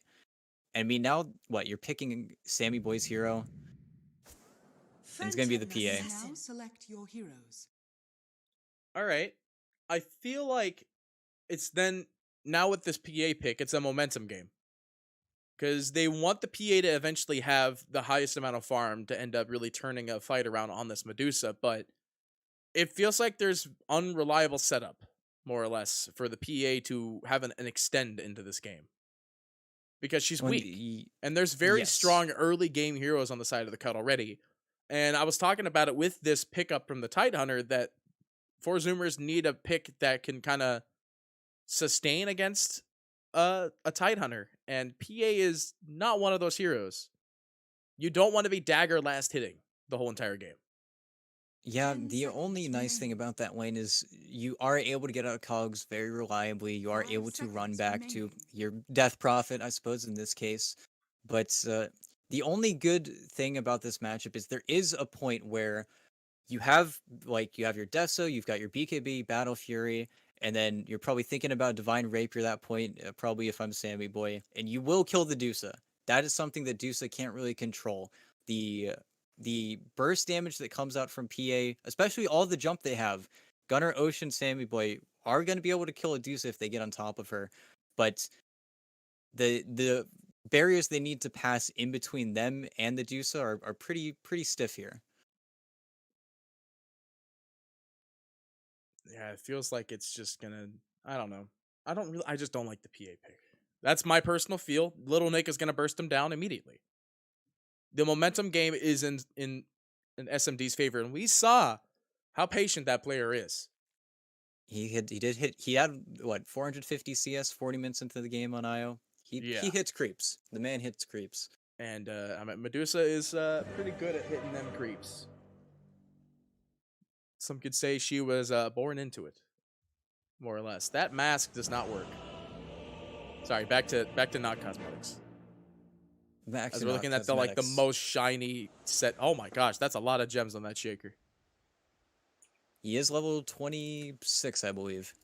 Well, with that most recent patch, you get 26 from Prepare for battle. From having the rocks, basically. Like your rocks and stuff will end up having the this is mid tiny. Yes, it is. All right. Your gems and stuff attribute to your score now. Oh, I see. Interesting. Well, that seems way easier to get level 30 then. But I don't have more than 100 games on any hero, so don't know what the hero spammer life is like. I think I'm sitting on like 300 for sniper. And that's a lot of sniper games. Like 750 for Skywrath. That's a lot of Sky games. Dude, Skywrath was a meta hero at one point in time, and you know how strong that hero is when he's standing in the mid lane as your actual mid, and just bursting heroes down. But yet again, they did the thing. They're looking for the mid ward. Gunner doesn't see it. They place in the exact same spot again. I don't know if they know about this dire vision right here. They did see them kind of invade that bot jungle, but all of these wards set up for 4ZOOMERS, they are doing something interesting with their lanes. The Sammy's in the wrong side. He's going to try and lane versus the Tide, and I think unintentionally, they could have gotten what they want out of these lanes, because now Deuce is going to be playing versus a solo Brax, as opposed to being in a try situation. So I wonder if as soon as the lanes break, they're going to realize what's going on, because they're going to see Tide bottom in a second here. Yep, there's that aggressive ward. They know that he's here. They're actually going to body block the creeps as well. Ocean, I mean, they kind of want that, but this actually puts Tingle in a bad spot here. There's no great trees to quell. He needs to eat 2 trees if he wants to. Oh, he went for smash at 1, though. I think he's actually fine now that he's done that. Oh, no. Yeah, he's got another tree he can quell here. He's actually at half, and you see that Ocean is lining up for a halfway meet. This is a little bit of a crazy dive here. Yeah, this is a huge dive. Tingle King does have 5 tangos. Husky might be in trouble. Yeah, Husky actually gets hit by the tower here. Tingle's level 2 because the creeps died under the tower, so he gets the slow. But Quite no, an interesting situation. I mean, Tingle King, he's a big boy. He's got 10 points of regen under a Tango, and he's doubled up for Tangos, so he could just kind of regen his way back up and maybe take it back. I mean, there's a tree he could quell down here. I know he's got it if he wants it, but he's unfazed. This is the sight of a completely unfazed watermelon Kraken. The phrase you're looking for is built different, Pete. You just simply built different. But and I guess they're fine with this. I mean, it is a try versus a solo offlaner. There's going to be a lot of not farming that Brax and Tingle King are going to be doing in this game, it would appear. They're even trying to kill both of his couriers. They're not letting the dog escape, it would seem. And it looks like Tingle is not done. He wants to try to put some pressure onto Husky here, but Tingle, with no phase boots or anything like that, just quite yet, they're really going to be able to get some trade damage in. And now we will see finally Ocean letting up a little bit, but Sammy was literally tanking 2 creep waves just to make sure his creep wave is still exactly where it's going to stay on the enemy tower. Just going to continue to farm here. I mean, he needs it. If this Tide is ever in the lane, Sammy is not going to be able to farm. And it's just going to be that kind of game I talked about during draft. I just don't like PA versus the... oh, Ocean's Courier gets picked off. I think to creeps? Where is this courier? Yeah, I think it died to creeps because there are a lot of creeps chasing Gunner for some reason because he was doing a lot of damage to Nick. But we're going to see, yeah, I was going to say, Vol and Ocean chasing each other around a lot in this game. Actually, there wasn't a little bit of problems down in the bot lane, but you do have the TP rotation out from Pingu. They could read the lane now. They're like, okay, well, it's a try v try. But I don't actually even need to be here. I'm level 2 now on Keeper. I'll just TP down in the bot lane so I can continually illuminate and mana my Tide Hunter. There it is. That's the illuminate damage right there. Husky from basically 80% to almost 0. And they're completely happy with this because now Medusa's going to get a few more levels, going to lane versus Brax, and Brax levels are kind of gypped. He needs to kind of wait. And it's like, it feels like it's still such a hard lane for Brax to even be in. Like, sure, it is just Medusa with the clockwork on the side. But it's, I mean, even with Brax, if he gets level 6 quicker, there's not really that much for a team fight setup, more or less. Pingu, however, in trouble. Might be the first blood here. If the dagger goes out, and Sammy will find it. I mean, you look at Sammy's Q, the Battle Fury is already up there. He's just going straight for it. I mean, he knows that that's how he's going to be able to make the farm in this game. I say that as Nick. like he might be behind. Oh, mid. Uh-oh. Yeah, Nick. He is caught out by Ocean. And Gunner will hit him with the early storm. Looks like his rune will get stolen from him, but still, it's kind of unfortunate whenever you die to Storm in lane because he's just going to be able to hit that level 6 a little bit faster than you and kind of put pressure until that happens. But this is an odd lane. This is an odd start. The safe laners are both so pleased with the way this laning stage has progressed so far. Same time, Brax. Yeah, he's he's not having a great time. I mean, this is what we were talking about, though, is that there's a lot of damage available from Medusa very early. Back in bot. They might be setting up for Pingu, who is sandwich looking for a cheeky dagger. Oh, no. The wrong side of the wall. Unable to get that kill there. Not accounting for the fact that Keeper has 350 move speed with the help of a wind lace, so he managed to kind of phase over to the other side very quickly there. But now we're at the 5-minute bounty runes. Still another very crucial time for all teams very early in the phase. It's 2-1 though, and the CS is even for both the safe laners. 32 and 10 to 31 and 15. Back in the bot though, Tingle King might be. Oh, he's just getting harassed. Taking a lot of damage. That's that's the typical 5, Death Prophet going on here. The Death Prophet 5 I've only seen this game, other than the OG game. Well, if anything, all of this tension in the lanes, we're just waiting for the mid laners to kind of say it's time to go. But I think Tingle King might go down. Yeah, he might be in trouble here. He does have a quelling blade, and we'll quell it now. So we'll hold off for the time being. The damage did come from the Keeper, though. That kind of pushed them back for a little bit. And Tingle King's just trying to take farm where he can. And it's a very hard game to do exactly that. Brax up in the top lane. Gunner TPing in. They know with about that TP, and the zip comes through, and Vol, he's got nothing he can really do here. He is going down. With that TP rotation, we'll give Nick a little bit of free time in the mid, but he's already 6. There's no free time that's really going to buy him anything in specific. Back in bottom, Tingle King. Tingle. Again. He's getting dived on here. 5. I guess not 5. It might be a 4 Death Prophet since he's down. No, it is 5. Oh, yeah. Yeah. Oh, yeah, because Earthshaker, you can't not do that. And Ocean kind of gets to take over, but they're dove again, but they failed. Keeping top lane here, but it took a got very him. long time as Vol and everybody else is here. Gunner with no mana available. The Keeper does get a good wave out, and Gunner is going to end up going down. They do find a good trade. They don't even need the TP Nick up to the top lane, so he's going to have a little bit of extra farm time with 20 seconds and no real hero in the mid. They had a double wave pushing in, so they wanted to put some aggression onto the Medusa. But, I mean, oh my gosh, is he? He was trying to dive Ocean there. Yeah, he was trying to dive Ocean. I mean, Ocean wants to take over this mid wave and get some farm, but Nick's just a little bit too powerful for him right now. I think he needs Gunner to kind of head back here. Otherwise, it's just going to continue to put damage on this mid tower. Vol was smoked up behind Ocean, trying to find the jump on him, but the Storm Spirit is here as well, and that's going to put some pressure on the Nick, but he'll throw him out. Gunner zips back in, though, does very good damage to Nick. In fact, Nick is going to be in a bit of trouble as Ocean will find the stun. Throwing down this Cog throw to hold him in. Nick is going to bottle up. He might be able to get a turn on the Gunner if he wants it, but 2 shots from the tower is a little bit disconcerting. Ocean going to get blasted by the Keeper. Pingu the one to claim the kill with a right click, but still able to get a kill with this rotation from Gunner coming back in.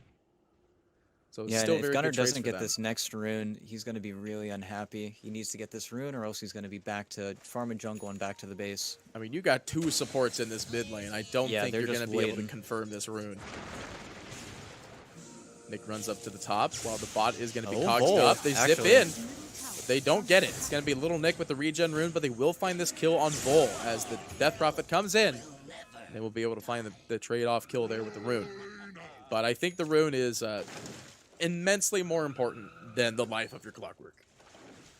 Yeah, and it was a little bit unfortunate because Ocean did just TP right back mid and refill up Gunner's bottle, but just means that he's going to have a little bit more time on the map before he probably has to walk back to the fountain. And bottom, Tingle again. TP in from the Tiny, though. Tingle King is going to be in trouble here. They will be able to get the return kill on Husky. While Brax has to leave, but they didn't use Roar. So they could Roar this still, as Vol is the only one down here. The Tiny did not keep the TP. And Vol is just dead. No Roar needed. Brax is just standing there acting like he's ready to do it. They'll give him the bird, that'll give him the vision, and Vol is just going to slowly die, as he has no Quelling Blade to escape from that one. And with that kill, I mean, 150 away from Battle Fury, 100, and that's a sub 10-minute Battle Fury right there.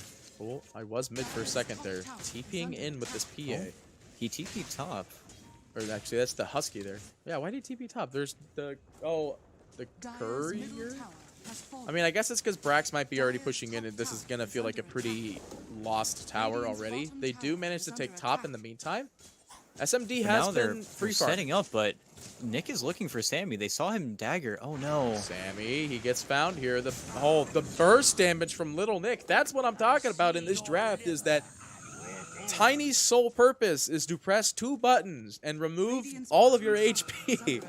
And that's a play I really don't understand, because Battle Fury was on the Courier. It was about to get delivered to him, and he's got stacks. He's got bounty runes to farm bottom. I guess he really didn't call the aggression correctly. He thought they would just leave top after, and he'd get to farm that big double wave, but that was a really unfortunate death.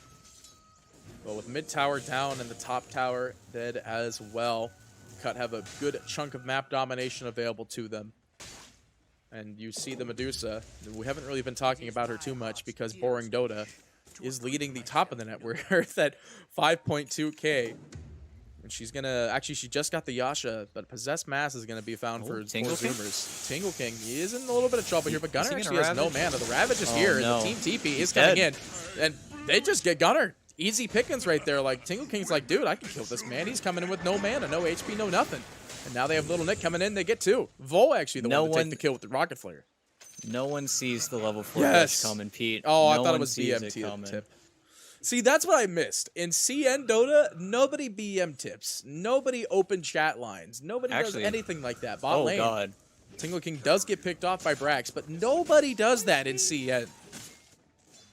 It was so boring because nobody would BM tip people. Radiant's bottom tower is under attack. That No- being no said, salt that just means that shakers. they're mature players, so Oh, of course, of course. Oh, Nick. zip in. Nick's in trouble here. Gunner with basically still full mana here. Well, I say He's full, way got too half, tanky, but- though.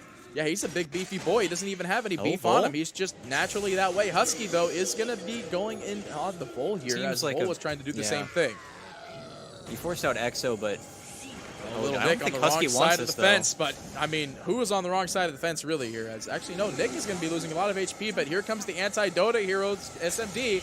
It's going to be running in, out on to this Medusa, aiding in that kill. And good old Stone Gaze. Radiant's why middle tower fast? is Why under make her attack. fast? Why? Wait, is it? Oh yeah, it does give her move speed when it does that. 50 speed boost. I mean, doesn't Exorcism do that now too? It does, yes. But Ice Frog just wants things to go fast. I can Oh, respect it's set. it. No, that's yeah, no, that's right. Not as fast though. Radiant's bottom tower is under attack.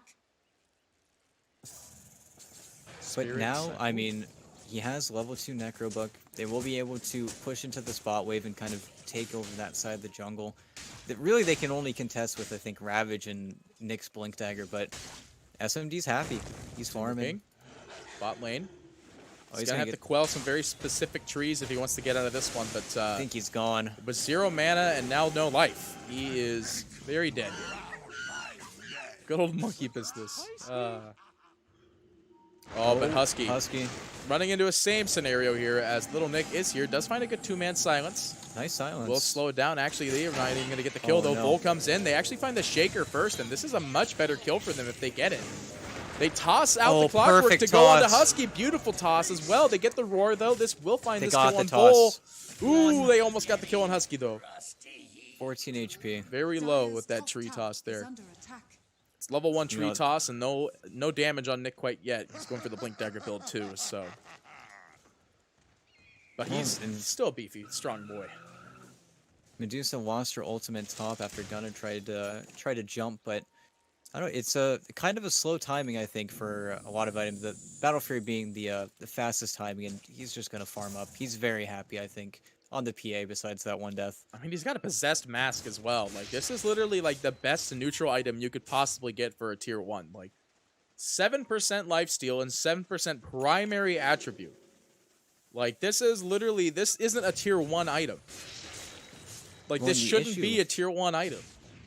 The issue as well is with the lane setup that they were kind of in, while everybody is pretty good XP wise, Ocean has not gotten, he just doesn't have a lane. He hasn't had that space to farm, and he is a long ways away from his Blink Radiant's Dagger at this middle rate. tower is under attack. There goes out. I mean, that, yeah, the Blink Dagger is going to take way too long for this game. He's actually sitting under the net worth of the position 5 Death Prophet, speaking of which, though, Big they will push. go ahead and drop this Exorcism. I mean, they got 2 Beastmaster Boars and the full Necronama Aminom. They see the tide again. Oh, Tide, no. though. Ravage trying to turn this Okay. around. They put a lot of damage into Husky here. A lot of damage, in fact. Just getting bursted down by that snake. Oh no. Clockwork Cook does find nothing, though, as Ocean Echo slams the Tide. But the problem is you Echo Slam the Tide, and he takes 0 damage from this. He's also got a hood, so he literally takes 0 damage from that Echo Slam. I want to see how much Echo did. And I can feel the pent-up, 266 total damage. Oh no, Sammy. They see him. Oh, They Nick. find him. The flare goes out. Nick revealing the Blink Dagger, unable to needs the find the good toss back. toss Ava combo, Got but it. brings him into the Clockwork, and the Cogs aren't available quite yet. They are actually available now if they want to go for this. They're just trying to slow it down as much as possible, making sure Sammy does not get the sight of those creeps. And he will go down. She PA. I mean, Very perfect call from unfortunate. Nick. Perfect call from Nick, and they just kept the gold running. Really active plays, really good plays. I think Tingle did die. Yeah. Yeah, they do Same find spot. the yeah, they find that Tide. There's no ward to scout this, but Gunnar had an Arcane Rune, so he's like, yeah, why not? Flare goes out. Gunner's still hanging around here. He's actually very low mana with no charges in the bottle here. Yeah, he's just TPing out. He's Very going to safe. TP home. He does have his Orchid now. He will be able to get some counter plays going for him, but Tingle King doesn't really have any answer to the Beastmaster, to the Boris. He just takes so much damage all around the board. But this bot tower needs to be defended, yeah. Tide on duty. The power of the Tide. Hunter. With the classic pirate hat that doesn't fit the Tide Hunter model. But they're smoked up here. Oh no. If they find Sammy Boy again. I mean, he's under the fade at the moment. But they are going to zip in. They find Tiny with very low HP and now caught out. And I mean, you just see Pingo. He's trying to be like, what am I going to do here? I got nothing. Well, they brought in the Medusa. In comes SMD. He actually does get the stone form, or stone gaze, but doesn't stone form anybody here. And now stone gazing before he got brought in. Yeah, they could take this mid tower uncontested. Even they're finding this Tide on the sidelines here. A perfect setup for this Tide Hunter. No Ravage available. 15 seconds. And with no real team to team fight with. The cut. I have to let him go.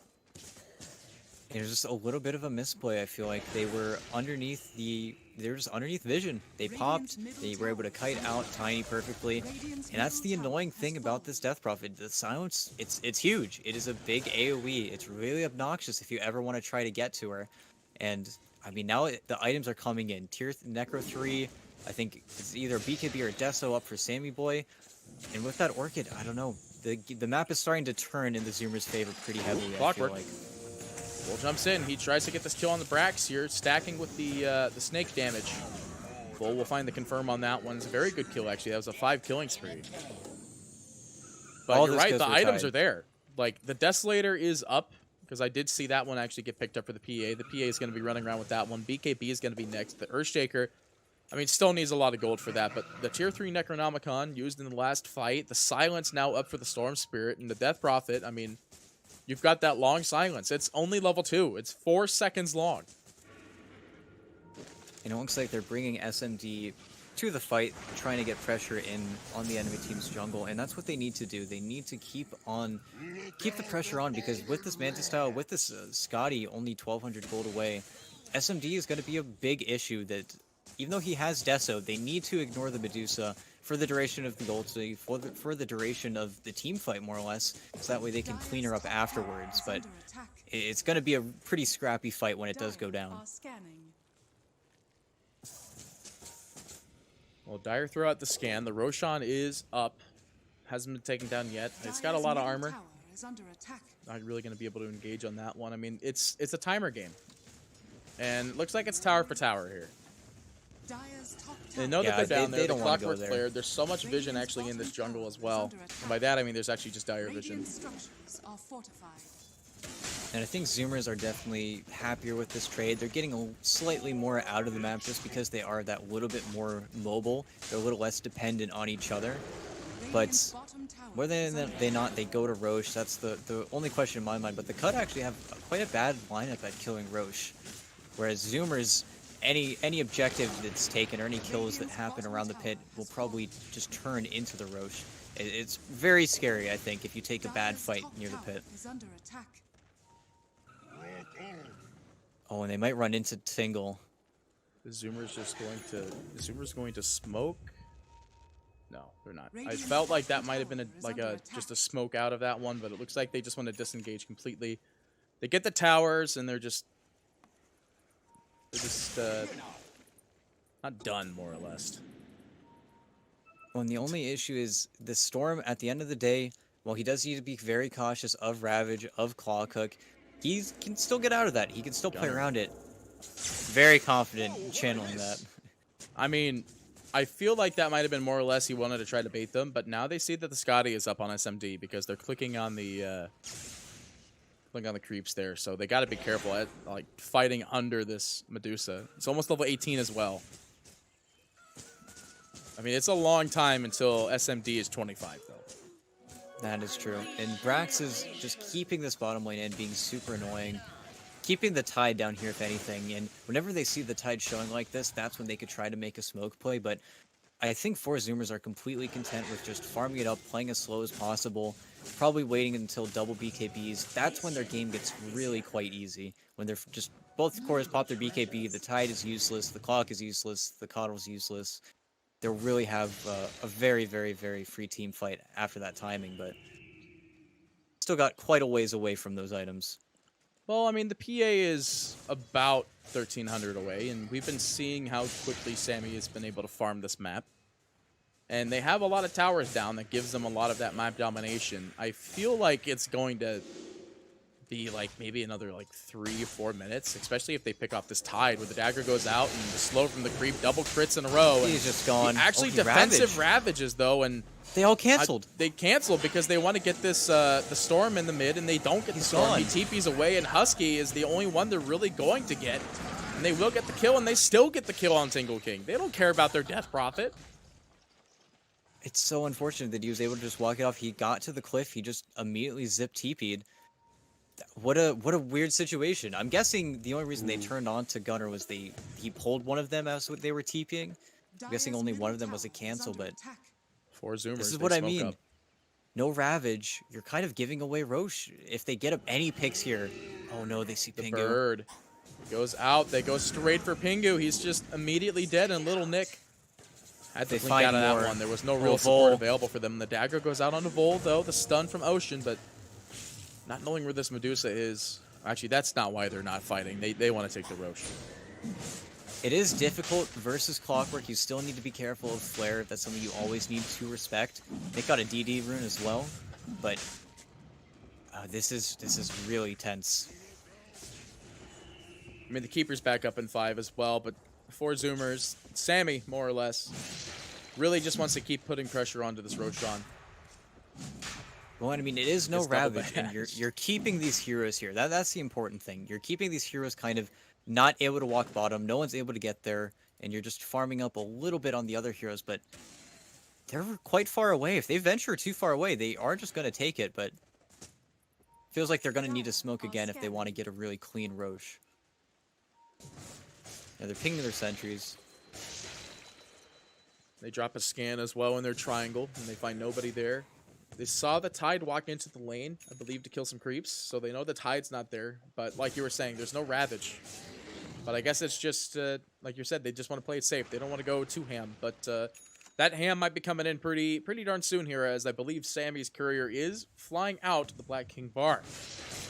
They realize as well, at the same time, if the cut can't take Roche, if they could have taken Roche, they surely would have done it by now. Then if they lose the fight after getting the Roche this low, then they're just giving Medusa a free Aegis, and that's too much momentum for them to give away at this stage of the game. But they're smoked up. They want this quite bad. BKB on PA as well, so might just see Tingle go down. It looks like, oh my goodness, he got 1,200 crit immediately there, but he will live actually at the end of the day with the help of the They get the Essence Ring. 10 second. Little Nick comes in, BKB. actually, they find this kill on Sammy. No, he blinks out just in time. The Clockwork actually hooks onto a creep, but he has to BKB the urn in order to live, but the tree toss blinks it off just in time.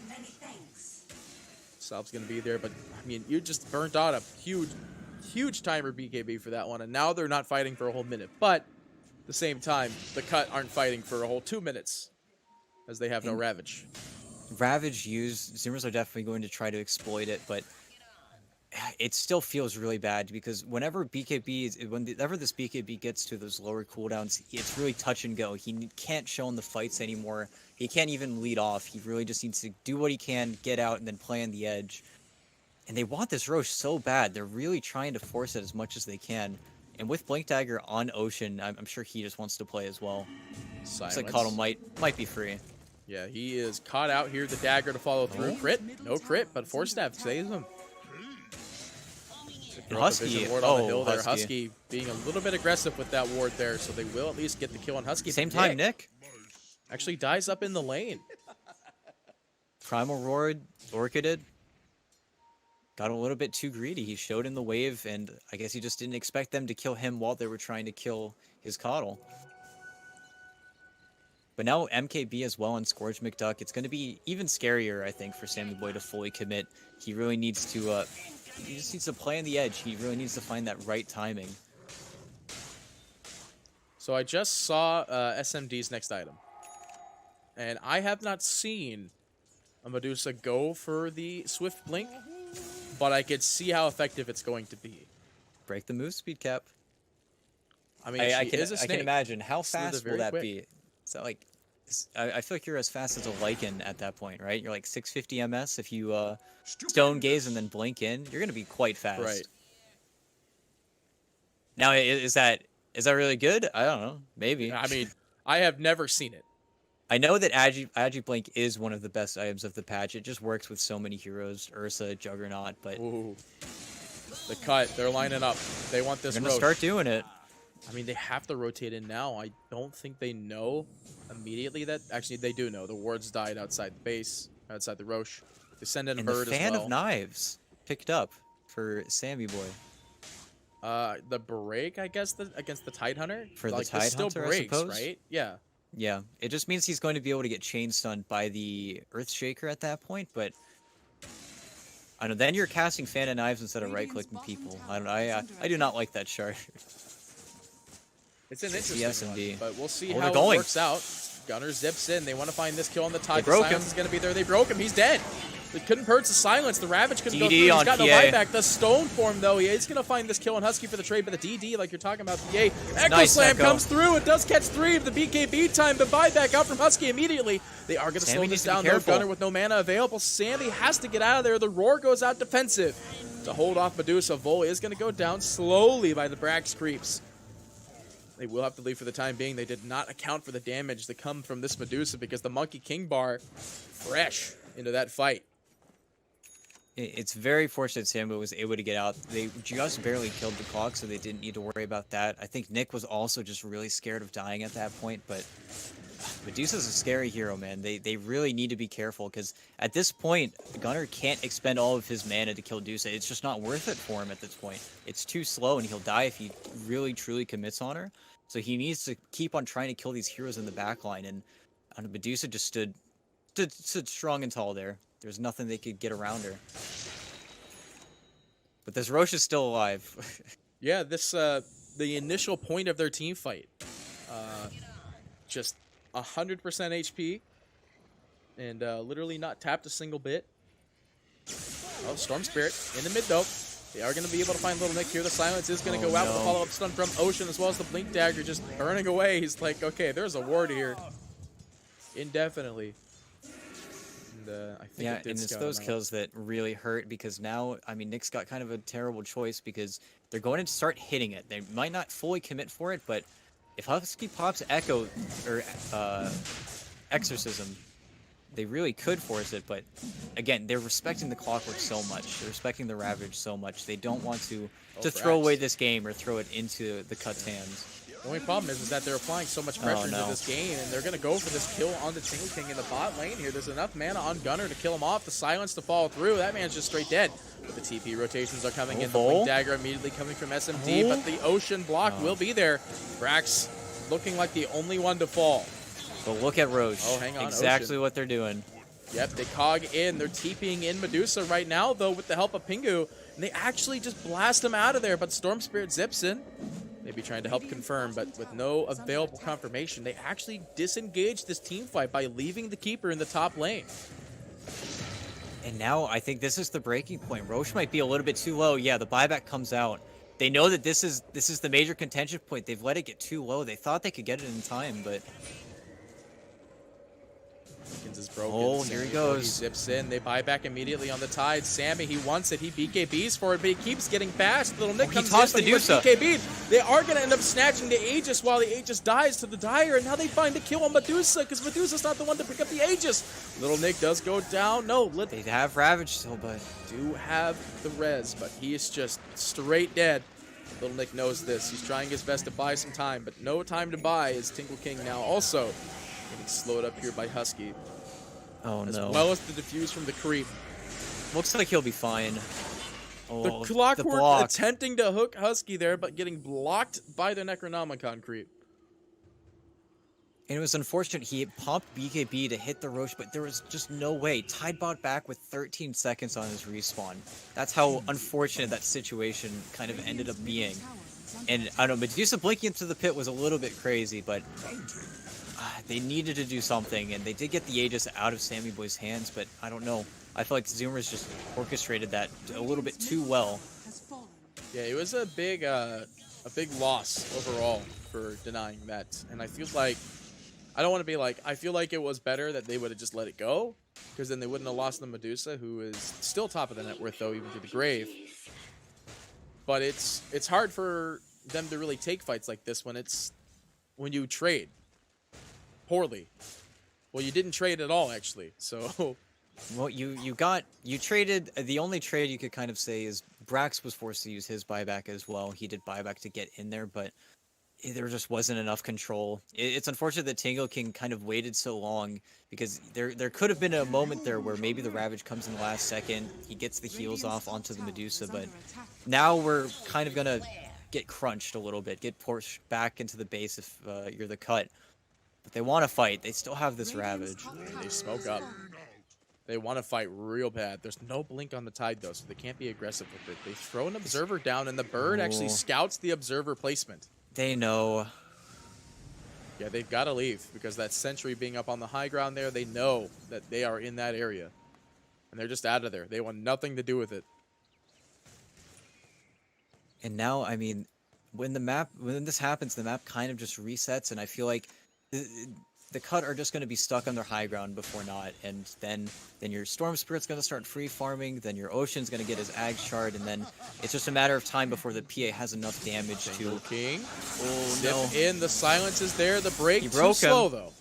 He pumps that Ravage. The Clockwork Hook does go out. The Cogs to follow suit, and they're going to look for this kill on Gunner. Gunner, he's able to zip out and bowl. Dies immediately to Sammy, but they do manage to jump in onto Sammy. That Blink unable to help them get that kill there. It was very close. Not the overwhelming Blink, actually. It looks like he veered off from that. Because they initially dove the Tide in a creep wave, Nick couldn't get the Avatos onto the Storm. He pulled a creep instead. That was really unlucky. Oh, and Zoomers, they just smoked back up again. They want to smoke. They got Barax, they got Ocean smoked up on the sidelines. The Blink Daggers and Roars are available with the Echo Slam to follow. Storm actually hard zips up to the top lane. He's got a regen, so he doesn't care. Yeah. And the bigger problem, Storm incoming into that 25, and one of the best 25 talents in the game, I think, by far. Overload attack bounce. He already has the Electric Rave. It's a very, very, very scary talent. Yeah, it's going to be a very scary thing for him with Electric Rave. The fact that it's actually just an Ag Shard and not the actual Ags is scary. Because PA attacks real quickly. I mean, yes, it's a specific amount of charges that you get with the attacks, but you get those 3 attacks off real instantaneously. And what do? Overload's a lot of damage. And that's the issue, I think, with Storm Spirit a little bit. I think he's kind of... slept on a little bit, because every tool in his kit just works so well. The Ags work so well with the bounces, which works so well with the Rave, which just makes your hero so good, especially when you're going into these kind of late game situations. And I mean, they're smoking up again, trying to find anyone. They want to find, if they get both supports upon him, it's not the worst thing, but 4ZOOMERS really don't care, I don't think. Well, it looks like the support that they see immediately is going to be Ocean. They find both Husky and Ocean, though. They actually Cog, Hook, and whiff the Stone Gaze. They're really displaced. They whiff everything. They're getting crunched. And you do see that the Keeper is going to try to send somebody back, but he's unable to find the send. The Ravage is there, though. They do manage to find the kill on Gunner. And that kind of like dissipates 4ZOOMERS' attempted re-engage here, but he jumps in for Little Nick. They find the Basher, but he is going to be brought up. The Roar's going to be thrown out immediately out onto this Medusa. The Medusa losing a lot of damage. The Fan of Knives is going to whiff, but you do see Husky trying to do damage. Ocean drops the Echo Slam out onto 1. They want this kill on Medusa. No mana available. She will go down. Husky trying to put some damage into Bull, but Bull gets correct to the face with a dagger, 1317. And Nick walks back in. He's going to be lifted up. I don't know what's going on with his particles, as you can see on my screen, but it doesn't even matter, as he's going to be going down here too. Little Nick with the bash. And Sammy. Husky actually the one to find the kill. Sammy the one to find the bash. If you see, he tried to hide the gem. They're pinging it now. Did he successfully hide it? I think he did. Well, the bird is right on top of it, though. That's the only thing. They're killing Sammy more. just insta-gibs out this Keeper, and Tingle sitting at half HP with 1 dagger. RNG, question mark? Jesus. I mean, the entire reason there was even a hope in that fight was because the Storm Spirit just zipped into an avalanche and then got tossed ravaged, but they just had nothing left in the tank there. They didn't have ulti on Medusa, they didn't have any way to zone Ocean like in the previous game, and yeah, it's going to be a Rax with your Storm Spirit dead. Might be double here. They might go for tower. I think they have enough time for tower, in reality. Yeah. Medusa's not going to want to buy back. You could see the Medusa's actually queued up the Divine. This is the thing about a Medusa game, is that every time it looks like it's going to go south, the immediate response is, I'm just going to buy Divine, and that's how we're going to do it. We've already had one Divine this game, or this day, actually, not this series. That was not last series.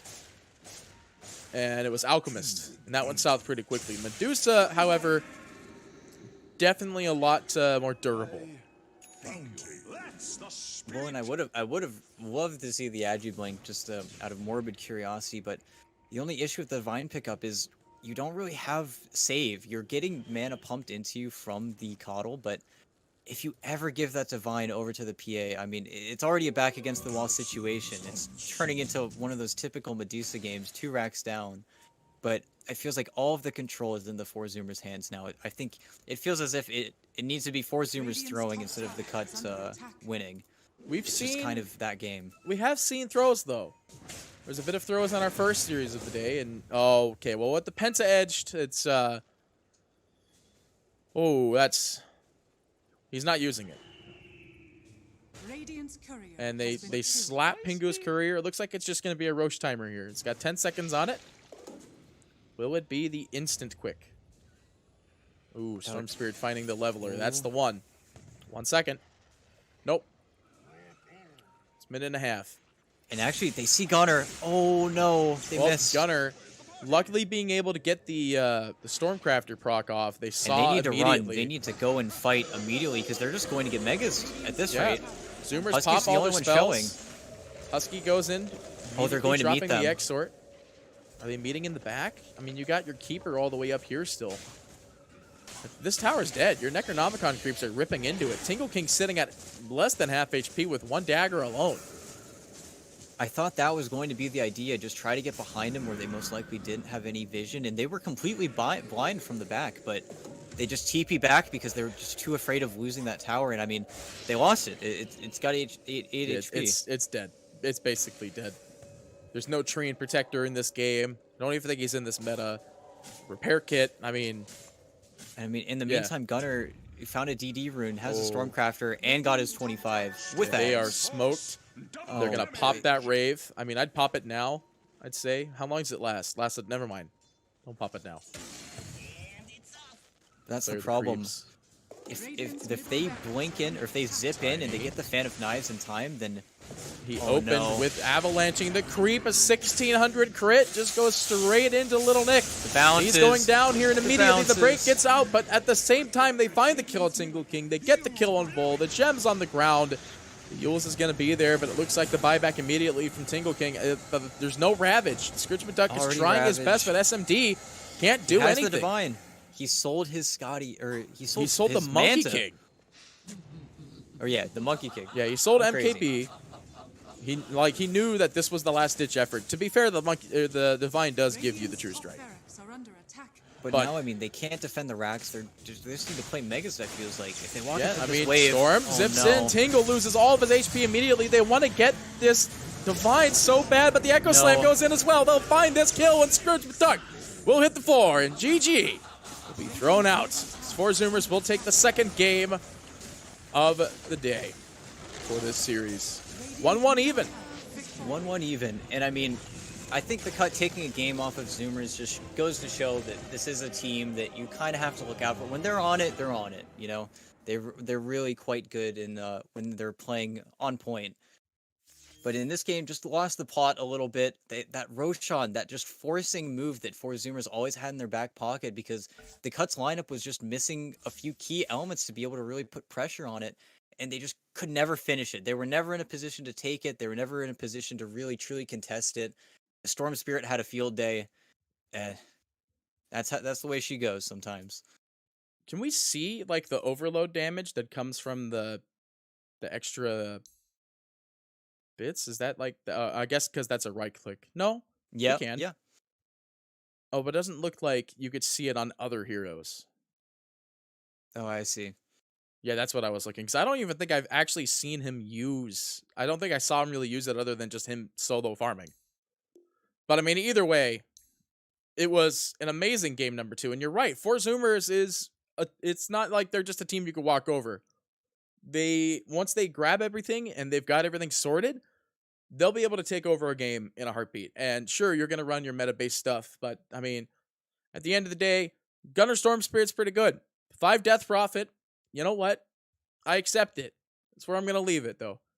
I accept that. And Ocean's actually just an amazing Earthshaker player as well. We saw a lot of stuns coming out from them with perfect fissure blocks to get specific kills. Like, they didn't need to roar as much. Like, I'm pretty sure I've only saw Brax, like, maybe roar 4 times in that game. Because Ocean just found continual blocks. That and just not able to really get Tingle any game. I mean, he did end 2-11-6, but he was just stuck in that bottom lane for like 10 minutes, and he was just dying to necro creeps during that entire time. It took 1 or 2 heroes. Husky and Ocean were just feeding off of him with Brax, and it's just a really difficult situation. Well, ladies and gentlemen, with that being the case, you can actually see it in our little chat right here. It's going to be 50 minutes until we get to our next series with the BNY bowing out due to unforeseen circumstances, I believe was what the tweet said, or something of that sort. We do not have the BNY game after this. Instead, it'll actually be I had it written down, the Penta Ace versus 5-man Midas being in the next game. So with that being said, ladies and gentlemen, stay tuned. I don't want to say we have Dota very soon, but there will be a game within the next 50 minutes or so. So stay tuned, ladies and gentlemen. More Dota 2 right around the corner.